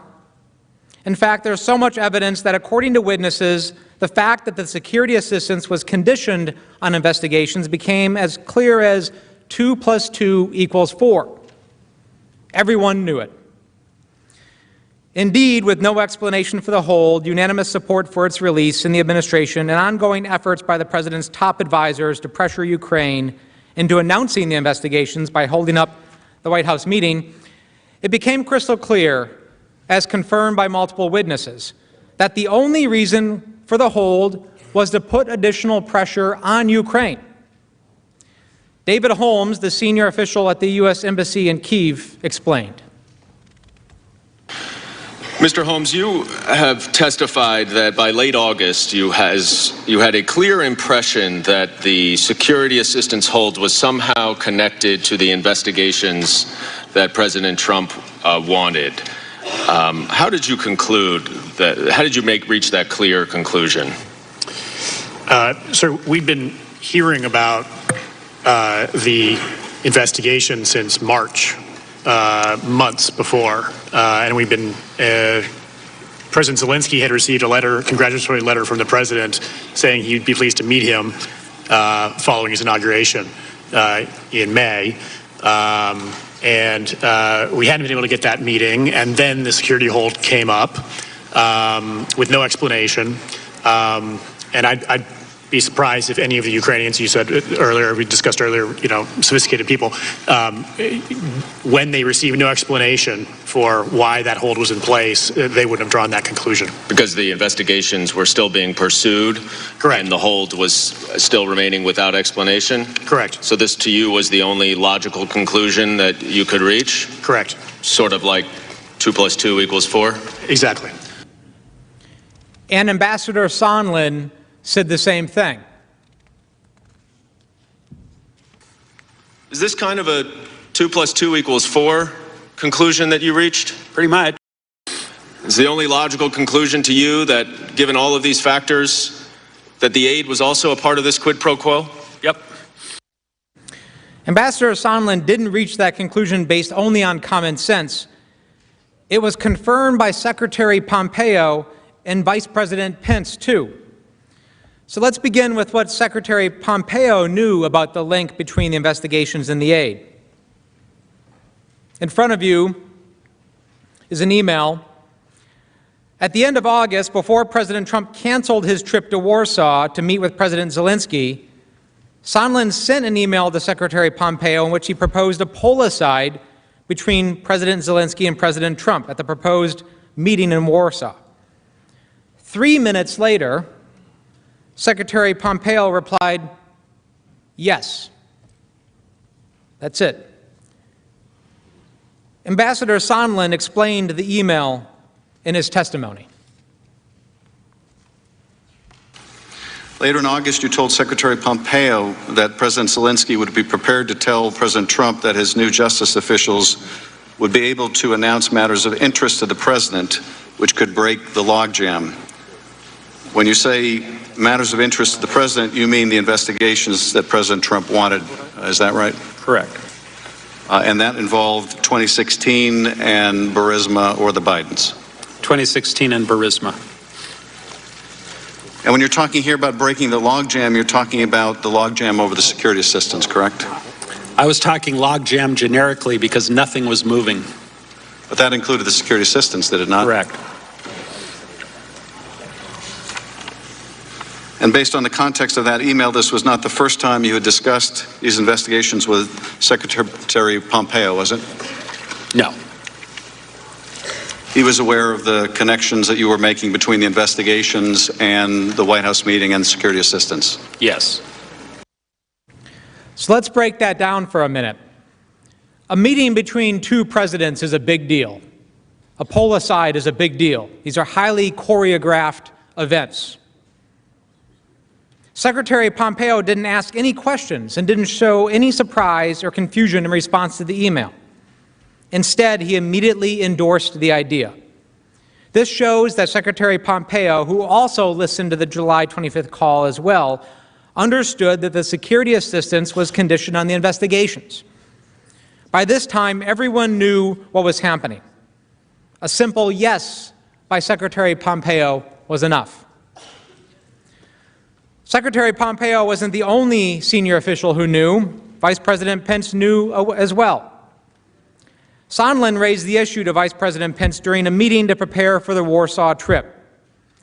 At some point late in the meeting, Sondland said, quote, "It appears that everything is stalled until this statement gets made." What Sondland was referring to, of course, was the military aid in the White House meeting. Ambassador Sondland testified about Vice President Pence's reaction. Now, I want to go back to that conversation that you had with Vice President Pence right before that meeting in Warsaw. And you indicated that you said to him that you were concerned that the delay in the aid was tied to the issue of investigations. Is that right? I don't know exactly what I said to him. This was a briefing attended by many people, and I was invited at the very last minute. I wasn't scheduled to be there. But I think I spoke up at some point late in the meeting and said, it looks like everything is being held up until these statements get made, and that's my, personal belief. And Vice President Pence just nodded his head? Again, I don't recall any exchange or where he asked me any questions. I think it was sort of a duly noted. Well, he didn't say, "Gordon, what are you talking about?" No, he did not. He didn't say, "What investigations?" He did not.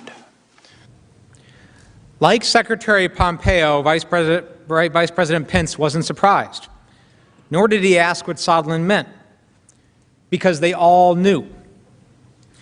This meeting also confirmed Sondland's understanding that the president had indeed conditioned the military aid on the public announcement of the investigations. This was a common-sense conclusion, confirmed by the Secretary of State and Vice President. With that confirmation in mind, Sondland pulled aside Yermak, the top aide to President Zelensky, immediately after the Pence-Zelensky meeting. Now recall, he was the one who resisted the public statement about the specific investigations in August. Ambassador Sondland described what he told Yermak in that short meeting. Based on my previous communication with Secretary Pompeo, I felt comfortable sharing my concerns with Mr. Yermak. It was a very, very brief pull-aside conversation that happened within a few seconds. I told Mr. Yermak that I believed that the resumption of U.S. aid would likely not occur until Ukraine took some kind of action on the public statement that we had been discussing for many weeks. You see, this just wasn't an internal scheme among the president's top advisors. President Trump, through his agents, communicated the quid pro quo clearly to Ukraine. Ambassador Sondland told President Zelensky's top aide on September 1st that Ukraine would not get the military aid unless it announced the investigations. This, my Senate colleagues, is the very definition of a quid pro quo. But other witnesses know it too. Morrison watched Sondland's conversation with Yermak and then received an immediate readout from Sondland after that meeting. Morrison urgently reported the interaction to Ambassador Bolton on a secure phone call. And of course, Bolton told him to go tell the NSC lawyers. Morrison did as he was instructed. He also told Ambassador Taylor. Ambassador Taylor then confronted Sondland. Taylor texted, quote, "Are we now saying that security assistance and White House meeting are conditioned on investigations?" Sondland responded, "Call me." And as everyone knows, when someone says, "Call me," it says, "Stop putting this in writing." During their subsequent phone call, Sondland confirmed to Taylor that the military aid was conditioned on an announcement of investigations and that President Trump wanted President Zelensky in a, quote, public box. Here's how Taylor, who took contemporaneous notes of the conversation, explained that call. During that phone call, Ambassador Sondland told me that President Trump had told him that he wants President Zelensky to state publicly that Ukraine will investigate Burisma and alleged Ukrainian interference in the 2016 election. Ambassador Sondland also told me that he now recognized that he had made a mistake by earlier telling Ukrainian officials that only a White House meeting with President Zelensky was dependent on a public announcement of the investigations. In fact, Ambassador Sondland said, everything was dependent on such an announcement, including security assistance. He said that President Trump wanted President Zelensky in a public box by making a public statement about ordering such investigations. President Trump wanted President Zelensky in a public box. A private commitment wasn't enough for President Trump because he needed the political benefit. And he could only get the political benefit if it was public. And we all know how this works with President Trump, how he weaponizes investigations for political purposes. And think about that for a second. That's actually the exact opposite of how law enforcement investigations are conducted, if they're legitimate. Law enforcement doesn't announce to the world they're investigating before actually doing it. That would tip off your targets. It would lead to witness intimidation, destruction of evidence. But the president didn't actively want a legitimate investigation. He only wanted the announcement. At the end of that conversation between Taylor and Sondland on September 1st, Taylor asked Sondland to speak to the president to see if he could change his mind. And that's exactly what Sondland did. On September 7th, President Trump and Sondland spoke. We know the call was on September 7th for 4 reasons. First, Morrison testified that he had a conversation with Sondland on September 7th about Sondland's discussion with the president. Second, Morrison told Taylor about this conversation on September 7th. Third, Sondland and Taylor had a conversation on September 8th about the conversation that Sondland had had the day before. And finally, Sondland texted Taylor and Volker on September 8th that he had conversations with, quote, POTUS and Z, meaning President Trump and President Zelensky. And so we know that the conversations must have happened before the morning of September 8th when that text was sent. For his part, Sondland, who doesn't take notes, also recalled that on that call he simply asked President Trump an open-ended question about what he wanted from Ukraine. And President Trump immediately responded, I want no quid pro quo. Now let's stop here for a second, because the president has latched on to this statement that he said that. And because he said it, it must be true, right? But wait just a minute. Remember what's happening here at the same time. The president had just learned about the whistleblower complaint in the Washington Post editorial linking the military aid to the investigations just 2 days before. The fact that the president immediately blurted out speaks volumes. Now, I'm a parent, and there's a lot of parents in this room, and I think many of you could probably relate to, the situation where you're in a room and you hear a large crash in the next room, and you walk in and your kid is sitting there, and the first thing that happens is, I didn't do it.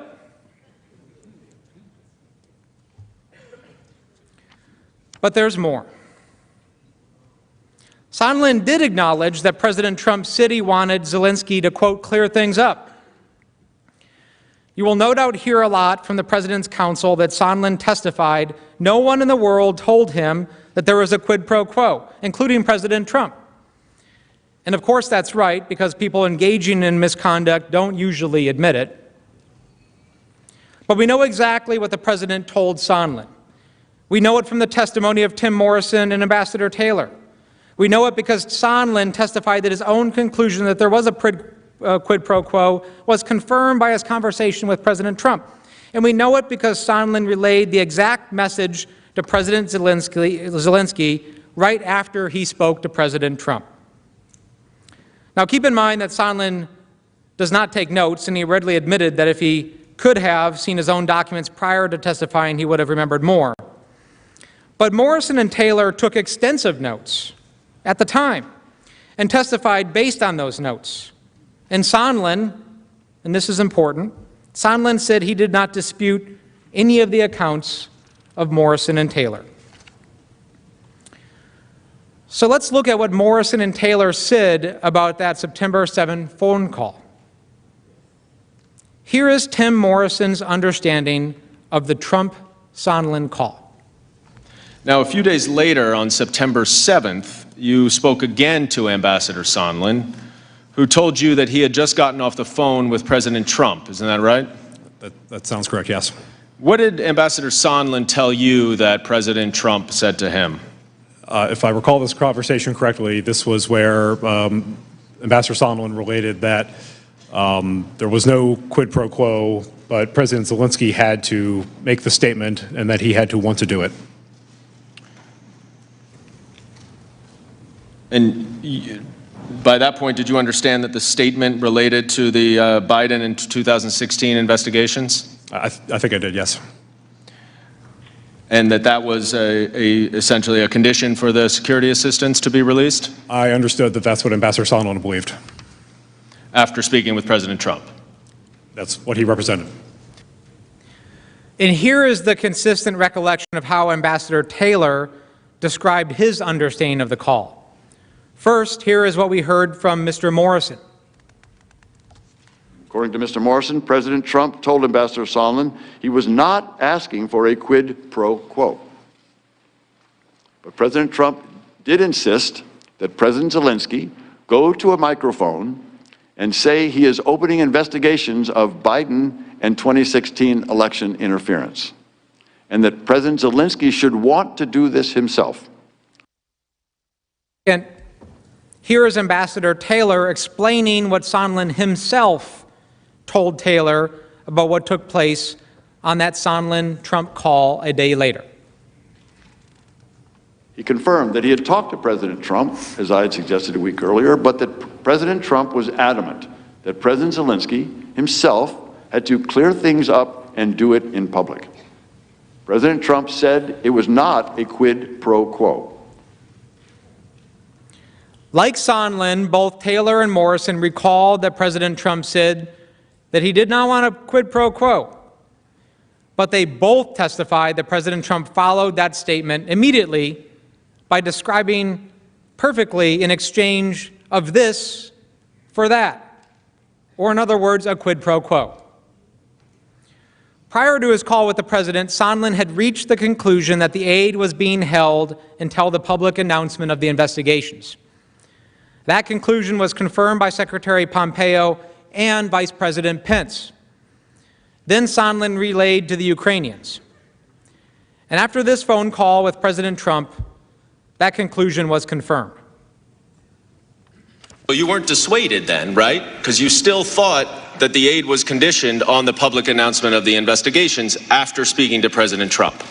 By September 8th, I was absolutely convinced it was. And President Trump did not dissuade you of that in the conversation that you acknowledge you had with him? I don't ever recall, because that would have changed my entire calculus. If President Trump had told me directly, I'm not... That's not what I'm asking, Ambassador Sondland. I'm just saying, you still believed that the security assistance was conditioned on the investigation after you spoke to President Trump? Yes or no? From a time frame standpoint, yes. How else do we know that President Trump confirmed to Sondland that the aid was conditioned on the announcement?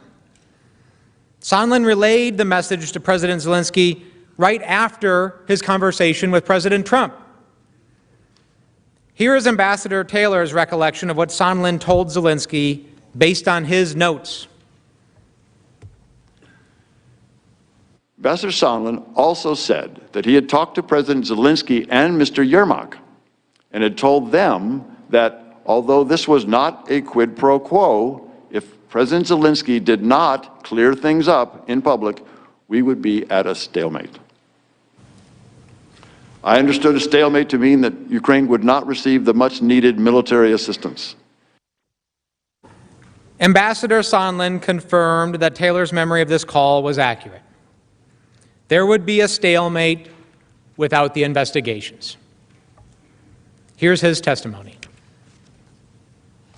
And then you also told Ambassador Taylor in that same conversation that if President Zelensky, you told President Zelensky and Andrei Yermak that although this was not a quid pro quo, as the president had very clearly told you,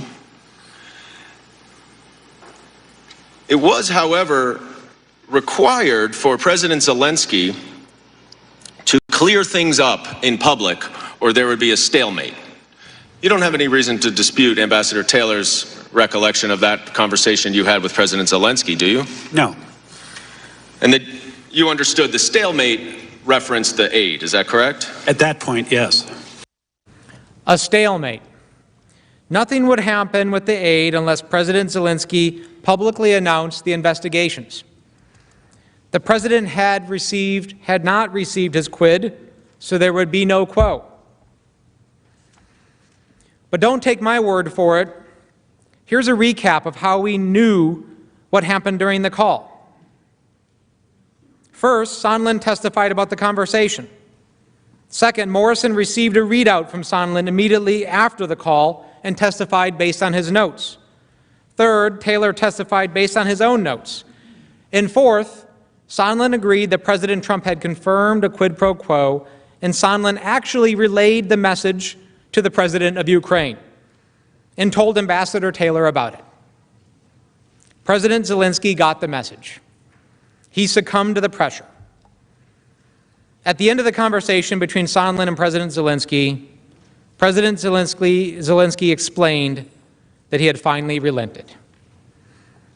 His country needed the military aid, desperately. Their people were dying on the front line all of the time. They were taking casualties every day. He agreed to make the statement. Ambassador Sondland said that this conversation concluded with President Zelensky agreeing to make a public statement in an interview on CNN. President Zelensky had resisted making the announcement of the corrupt investigations for months. He resisted when Giuliani and other agents of the president made it known that President Trump required it. He resisted when President Trump himself asked directly on July 25th. He resisted when the White House meeting he so desperately desired was conditioned on that announcement. And he resisted as vital military aid was on hold. but the money is 10% of his entire defense budget. Russia occupied the eastern part of his country. He could resist no more. Ambassador Taylor was worried that even if the Ukrainian leader did as President Trump wanted, President Trump might continue to hold the military aid. Ambassador Taylor texted his concerns to Ambassadors Volker and Sondland, stating, quote, "The nightmare is they give the interview and don't get the security assistance. The Russians love it, and I quit." In other words, the nightmare is that they make the announcement, but President Trump doesn't release the aid. This would be perfect for the Russians. Russian propaganda would be adopted by the United States, and the U.S. would be withdrawing its support for Ukraine. On September 9th, Ambassador Taylor reiterated his concerns about the president's quid pro quo in another series of text messages with Ambassadors Volker and Sondland. Ambassador Taylor said, quote, "The message to the Ukrainians and Russians we send with the decision on security assistance is key. With the hold, we have already shaken their faith in us. Thus my nightmare scenario." And then later he texted again saying, quote, "Counting on you to be right about this interview, Gordon." Ambassador Sondland responded, quote, "Bill, I never said I was right. I said we are where we are and believe we have identified the best pathway forward. Let's hope it works." And Ambassador Taylor replied, quote, "As I said on the phone, I think it's crazy to withhold security assistance for help with a political campaign." Here it is, once again, in clear text message between 3 U.S. officials. It's crazy to withhold security assistance for help with a political campaign. Think about that. If there was no quid pro quo, then why did everybody know about it? Well, Ambassador Taylor told us why too. Here's his testimony. As I said on the phone, I think it's crazy to withhold security assistance for help with a political campaign. What did you mean when you said you thought it was crazy? Ms. Goldman, I meant that because of the importance of security assistance that we had just described and had a conversation with the chairman, because that was so important, that security assistance was so important for Ukraine as well as our own national interest, to withhold that assistance for no good reason other than help with a political campaign made no sense. It was counterproductive to all of what we had been trying to do. It was illogical. It could not be explained. It was crazy. When you say all of what we were trying to do, what do you mean by we? I mean that the United States was trying to support Ukraine as a frontline state against Russian attack. And again, the whole notion of a rules-based order was being threatened by the Russians in Ukraine. So our security assistance was designed to support Ukraine. That's it. And it was not just the United States. It was all of our allies. When you reference help with a political campaign in this text message, what did you mean? I meant that the investigation of Burisma and the Bidens was clearly identified by Mr. Giuliani in public for months as a way to get information on the 2 Bidens. Now that testimony is really clear, and it makes sense. It's consistent with all of the evidence you've seen here today. That's a quid pro quo as clear as 2 + 2 = 4. And what happened next also makes sense. Sondland got scared. Taylor was making clear that he didn't agree with the scheme. In response to Taylor's text message that it was, quote, crazy to withhold security assistance for help with a political campaign, Sondland repeated again the false denial of a quid pro quo. At 5:17 a.m., Sondland responded to Taylor, quote, Bill, I believe you are incorrect about President Trump's intentions. The president has been crystal clear, no quid pro quos of any kind. The president is trying to evaluate whether Ukraine is truly going to adopt the transparency and reforms that President Zelensky promised during his campaign. I suggest we stop the back and forth by text. If you still have concerns, I recommend you give Lisa Kinna, or S, that's Secretary Pompeo, a call to discuss them directly. Thanks. Now, that text message says very clearly that there are no quid pro quos of any kind. So end of story, right? Case closed. But Sondland's testimony revealed this text and the president's denial were false. Just like President Trump, when Ambassador Sondland thought he was getting caught, he got nervous. And he wanted to deny it in writing to cover his tracks. That's why he suddenly says, quote, I suggest we stop the back and forth by text. Again, quit putting this in writing. We know that Sondland's denial in the text was false because later, when he was under oath, under penalty of perjury, he actually said a quid pro quo did exist. Was there a quid pro quo? As I testified previously, with regard to the requested White House call and the White House meeting, the answer is yes. The answer is yes. It's clear that President Trump himself confirmed that the aid was conditioned on the public announcement of the investigations that the president wanted.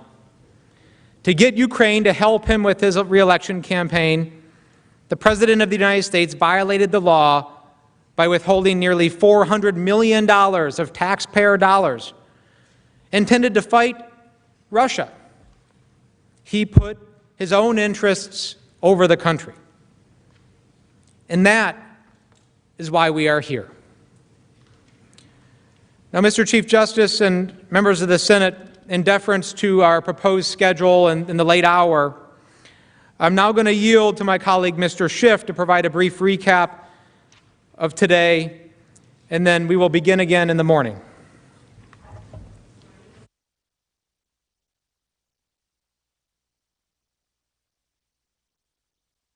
Wednesday afternoon. Senators, Chief Justice, President's Counsel, it's been a long day, and we start out the day with the chaplain asking for empathetic listening. And I think that that is certainly what you have delivered for us today. I know you've been bombarded with information all day, and when you leave this chamber, you are bombarded again by members of the press. There is no refuge, I know. And I just want to thank you for keeping an open mind about all of the issues that we are presenting. An open mind for us and an open mind for the President's Counsel. That's all that we can ask for. And having watched you now for 3 days, whether it is someone you are predisposed to agree with or predisposed not to, it is abundantly clear that you are listening with an open mind. And we can't ask for anything more than that, so we are grateful. At the beginning of the trial, you may have seen the President tweeted. Now, tweeted a lot, but tweeted a common refrain, read the transcript. So I thought at the end of the evening, I would join in the President's request that you reread the transcript. Because now that you know a lot more of the facts of this scheme, it reveals a lot more about that conversation. And let me just point out a few things that may have escaped your attention about that transcript, which is not really a transcript because it's not complete. Let me just tell you a few things that may have escaped your attention about that call record. Now, we've already talked about it, and I won't go into it again, the pivotal sections where he talks about CrowdStrike, and he asks for that favor, and he wants the investigation of the Bidens. There is a lot more to that call now that you know so much more about that scheme. Let me just point out a few things that really struck my attention. Early in the call, President Zelensky says, "We brought in many new people, many new people. Not the old politicians, not the typical politicians, because we want to have a new format and a new type of government." So again, this is the July 25th call, and early in the call, President Zelensky wants to impress upon President Trump he's brought in new people, that he's a reformer. This was his campaign pledge. He's a reformer. He's coming in. He's bringing new people. So if there had been any concern about corruption in Ukraine, he's bringing in new people. He's the reformer. That's one of the first messages that he wants to get across. And you can better well believe that he is prepared for this call because he needs that White House meeting. So everything he says is prepared. And early on, he wants to make sure he lets the president know he's a reformer. Now, the president has his own agenda in this call. And immediately after that, in the next exchange, the president makes this point. The United States has been very, very good to Ukraine. I wouldn't say that it's reciprocal necessarily, because things are happening that are not good, but the United States has been very, very good to Ukraine. This is very interesting that he brings up very early in the conversation, this relationship is not reciprocal. We've been very, very good to Ukraine, but you know, can't say there's much coming the other way. Now, you'll remember that Bill Taylor had this reaction to talking to Gordon Sondland when Sondland says, Donald Trump is a businessman. Before he writes a check, he likes to get what he's owed. And Taylor's reaction is, well, that makes no sense because Ukraine doesn't owe us anything. Well, Donald Trump, in this call, you can see he does think he's owed. This is what he's talking about when he says there's not much reciprocity here. He thinks he's owed something. You want to get this military, you want to get this meeting? I don't see much reciprocity here. He thinks he's owed something. When you read that passage and you know about that, he's a businessman before he signs a check, that takes on new meaning. Now, a little later in the call, Zelensky says, I will personally tell you that one of my associates spoke with Mr. Giuliani just recently, and we are hoping very much that Mr. Giuliani will be able to travel to Ukraine, and we will meet once he comes to Ukraine. Now, you should read this carefully yourself, but this may be the first mention of Giuliani. And Zelensky's bringing him up and saying, well, I'd really like to meet with Giuliani. Now, this is July. What do we know now about the meeting between Giuliani and Zelensky? We know that Giuliani in May wanted to go meet with Zelensky. We saw that letter from Giuliani, I want to go meet with Zelensky. And we know he was rebuffed or something happened because he didn't get that meeting. And he was angry and he went on TV and he said, Zelensky is surrounded by enemies of Trump, right? So Zelensky's prepared for this call. And he knows it's going to resonate with Donald Trump if he says, I'd like to meet with Rudy Giuliani.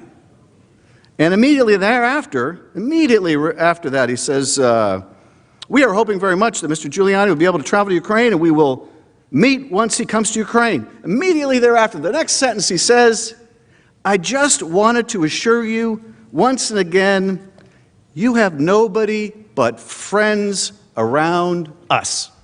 Now, we could have read this transcript to you early on. That wouldn't have meant much to you.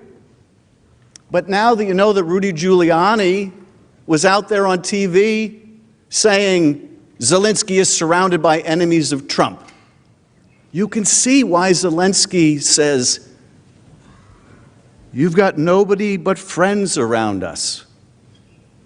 And he goes on. I also wanted to tell you that we are friends. He brings up friendship again. We are great friends. That's the third time he wants to underscore what great friends they are. And why? Because Rudy Giuliani has been saying they're enemies. And then he goes on to say, I also plan to surround myself with great people, in addition to that investigation. I guarantee as the President of Ukraine that all the investigations will be done openly and candidly. That I can assure you. He needs to assure the President he's going to get his deliverable, right? Because it's been made clear before this call what the President wants to hear, more than that, what the President needs to hear. And he needs to hear, no stone unturned in that investigation. So the President, in the next response, says, Mr. Giuliani is a highly respected man. He was the mayor of New York City, a great mayor, and I would like him to call you. Well, that sounds familiar, doesn't it? Call Rudy. Same thing he told the three amigos in May, call Rudy. Now he's telling Zelensky, call Rudy. And then he says, I will ask him to call you, along with the Attorney General. Rudy very much knows what's happening, and he is a very capable guy. If you would speak to him, that would be great. Talk to Rudy. Now, that's pretty remarkable, right? Head to head, head of state to head of state call. It's not talk to my Secretary of State, not talk to my National Security Advisor, it's talk to Rudy. Now, it's interesting, too, that it's not just Rudy, right? I will ask him to call you along with the Attorney General. Now, that was quite a shock when this call record was released, right? The Attorney General shows up in this call record. A couple times he shows up in this call record. And that's when the Department of Justice immediately issues this statement. We've got nothing to do with this. We don't know anything about this. The ink is barely dry. This thing's been released. We don't know what this is about. We haven't talked to him about it. We haven't gone to Ukraine. We don't know anything about this. Now, bear in mind a couple other things that you know at this point. Bear in mind that there was a whistleblower complaint before this call record was released. Bear in mind that the law that we passed and you passed requires that a whistleblower complaint that is designated to go to Congress must go to Congress, must go to the intelligence committees. That if the Inspector General finds it credible and urgent, it has to not only go to Congress, it has to go to Congress soon. There's a timetable. And bear in mind what happened when that complaint was filed and the Inspector General says, it's not only credible, it's urgent. It's urgent. What happens? Well, it goes to the Acting Director of National Intelligence. And what does he do? He contacts the White House. And he contacts Bill Barr's Justice Department. And what does Bill Barr's Justice Department do in consultation with the White House? They say, don't turn it over to Congress. You don't have to turn it over to Congress. I know what the law says. It says you shall. Doesn't say you may. Doesn't say you might. Doesn't say you can if you like to. Doesn't say if the President doesn't object. It says you shall. And we're telling you, Bill Barr's Justice Department is telling you, you don't have to. Highest office of the law in the land is saying, ignore the law. Ignore the law. We'll come up with some rationalization. We'll get our guys at the Office of Legal Counsel to write some opinion. We'll find a way. Do not turn it over. You don't have to. And they don't. And they don't. And the Inspector General, who deserves a lot of credit for guts, he reports to the intelligence committees and says they're violating the law. And I don't know what to do about it. They're supposed to turn it over to you. I don't know what to do about it. But I need to tell you, to meet my obligation, they're not doing what they should. And so we subpoena the Director of National Intelligence. And we make it clear to the National Intelligence, Director of National Intelligence, He's going to have to come before Congress in an open hearing and explain why he's the first acting director to refuse to turn a complaint over to Congress.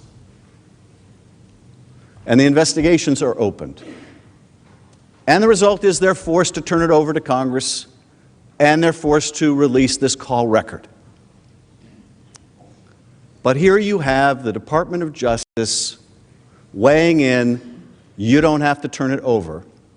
The same call record that mentions the Attorney General of the United States. But it fails. That effort to cover up, to conceal the whistleblower complaint fails. And it comes out. And no sooner than it does, the Attorney General says, we had nothing to do with this. Now, of course, if that had never been released, well, then the Attorney General's name would have never come up in this call record, and there would be no necessity of distancing himself from the President's actions. Now, in the next exchange, President Zelensky says that he's going to have a new prosecutor general, and he or she will look into the situation specifically to the company that you mentioned in this issue. Now, this is also interesting. The company that you mentioned in this issue. Now, there's no company mentioned in this issue in the call record. But, of course, you've seen now testimony from two witnesses who were on that call that Burisma was mentioned. So why isn't Burisma in the call record? Well, can't say this. That call record went to that highly classified server. And that mention of Burisma didn't make it into the call record. But Zelensky goes on to say the issue of the investigation of the case is actually the issue of making sure to restore the honesty, so we will take care of that. And we will work on the investigation of the case. Time after time after time, Zelensky feels the need to assure the President he's going to do those political investigations that the President wants. In the next exchange, the President, after Zelensky says this, the President says, I will have Mr. Giuliani give you a call, and I'm also going to have Attorney General Barr call, and we will get to the bottom of it. I think, you can count, don't take my word, but I think there's no one who comes up more in this call record than Rudy Giuliani, which tells us something. Now, in the next exchange, Zelensky says, among other things, I also wanted to thank you for your invitation to visit the United States, specifically Washington, D.C. On the other hand, I also want to ensure you that we will be very serious about the case, and we will work on the investigation. So here, in the same way that earlier in the conversation, Zelensky brings up those weapons, those javelins he needs, and the President immediately says, I have a favor. So military assistance, I have a favor. Here Zelensky says, I want to thank you for your invitation to come visit. I also want to assure you we're serious about doing the investigation. Clearly, he is linking the two, and of course, he's linking the two because he's told the two are linked before the call. And he's conveying to the President, I got the message. Now, the President, in the next exchange, says, I will tell Rudy and Attorney General Barr to call. Again, let's make sure there's no misunderstanding here. I'm going to have them call. I want you in touch with Rudy Giuliani and the Attorney General. I will tell Rudy and the Attorney General Barr to call. Thank you. Whenever you would like to come to the White House, feel free to call. I'm going to have you talk to Rudy and the Attorney General, and by the way, anytime you want to come to the White House, just call. Give us a date and we'll work that out. I look forward to seeing you. And then Zelensky says, thank you very much. I would be very happy to come. I'm looking forward to our meeting. Again and again, Zelensky's ask, what he goes into that call wanting is the meeting. You could tell what he was prepared for. He was prepared for the request for investigations. He knew what he had to promise, and he knew what he wanted to obtain, and that was the visit. Now, you also saw in that video that rather sad video, yes, sort of humorous but sad too, of Zelensky and President Trump at the UN, where he's saying, I still haven't gotten that meeting.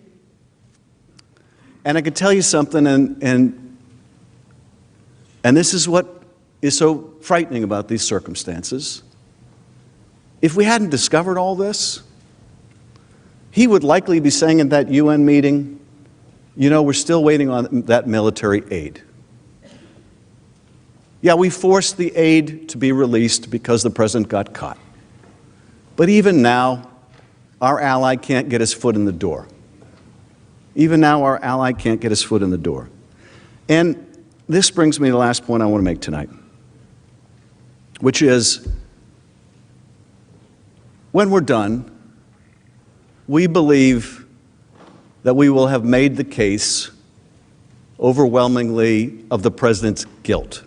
That is, he's done what he's charged with. He withheld the money, he withheld the meeting, he used it to coerce Ukraine to do these political investigations, he covered it up, he obstructed us, he's trying to obstruct you, and he's violated the Constitution. But I want to address one other thing tonight. Okay, he's guilty. Okay, he's guilty. Does he really need to be removed? Does he really need to be removed? We have an election coming up. Does he really need to be removed? He's guilty. Is there really any doubt about this? Do we really have any doubt about the facts here? Does anybody really question whether the president is capable of what he's charged with? No one is really making the argument Donald Trump would never do such a thing. Because of course we know that he would, and of course we know that he did. It's a somewhat different question, though, to ask, okay, it's pretty obvious, whether we can say it publicly or we can't say it publicly, we all know what we're dealing here with this president. But does he really need to be removed? And this is why he needs to be removed. Donald Trump chose Rudy Giuliani over his own intelligence agencies. He chose Rudy Giuliani over his own FBI director. He chose Rudy Giuliani over his own national security advisors. When all of them were telling him this Ukraine 2016 stuff is kooky, crazy Russian propaganda, he chose not to believe them. He chose to believe Rudy Giuliani. That makes him dangerous to us, to our country. That was Donald Trump's choice. Now, why would Donald Trump believe a man like Rudy Giuliani over a man like Christopher Wray? Okay? Why would anyone in their right mind believe Rudy Giuliani over Christopher Wray?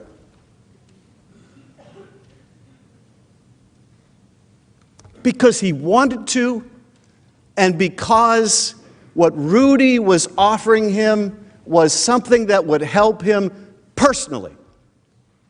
And what Christopher Wray was offering him was merely the truth. What Christopher Wray was offering him was merely the information he needed to protect his country and its elections. But that's not good enough. What's in it for him? What's in it for Donald Trump? This is why he needs to be removed. Now, you may be asking, how much damage can he really do in the next several months until the election? A lot. A lot of damage. Now, we just saw last week a report that Russia tried to hack, or maybe did hack, Burisma. Okay? I don't know if they got in. I'm trying to find out. My colleagues on the Intel Committee, House and Senate, we're trying to find out, did the Russians get in? What are the Russian plans and intentions? Well, let's say they got in. And let's say they start dumping documents to interfere in the next election. Let's say they start dumping some real things they hacked from Burisma. Let's say they start dumping some fake things they didn't hack from Burisma, but they want you to believe they did. Let's say they start blatantly interfering in our election again to help Donald Trump. Can you have the least bit of confidence that Donald Trump will stand up to them and protect our national interest over his own personal interest? You know you can't, which makes him dangerous to this country. You know you can't. You know you can't count on him. None of us can. None of us can. What happens if China got the message? Now, you can say, well, he's just joking. Of course, he didn't really mean China should investigate the Bidens. You know that's no joke. Now, maybe you could have argued 3 years ago when he said, hey, Russia, if you're listening, hack Hillary's emails. Maybe you could give him a freebie and say he was joking. But now we know better.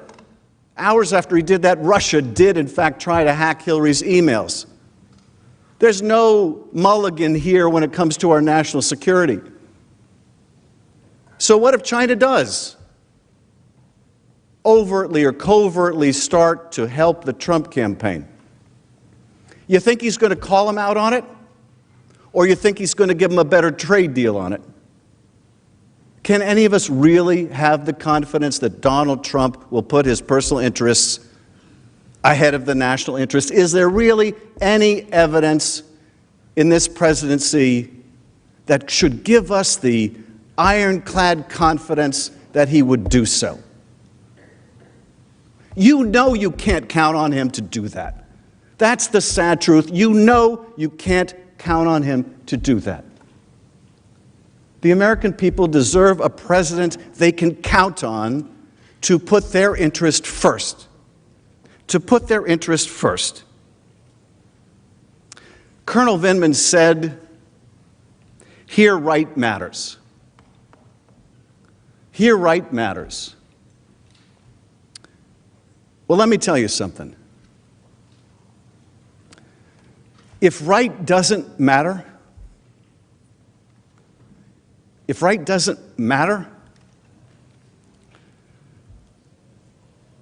doesn't matter how good the Constitution is. It doesn't matter how brilliant the framers were.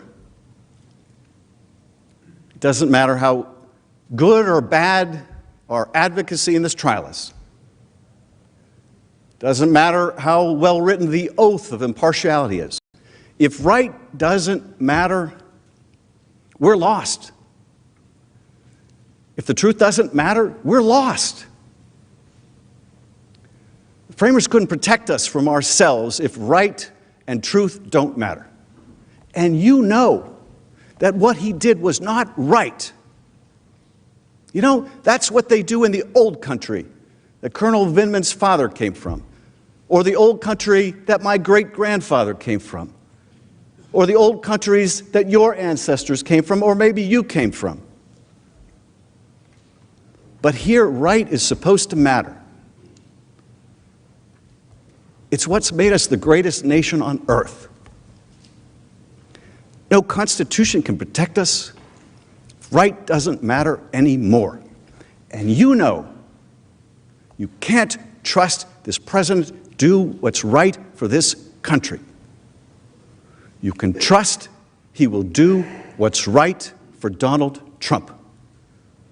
He'll do it now. He's done it before. He'll do it for the next several months. He'll do it in the election if he's allowed to. This is why, if you find him guilty, you must find that he should be removed. Because right matters. Because right matters. And the truth matters. Otherwise, we are lost.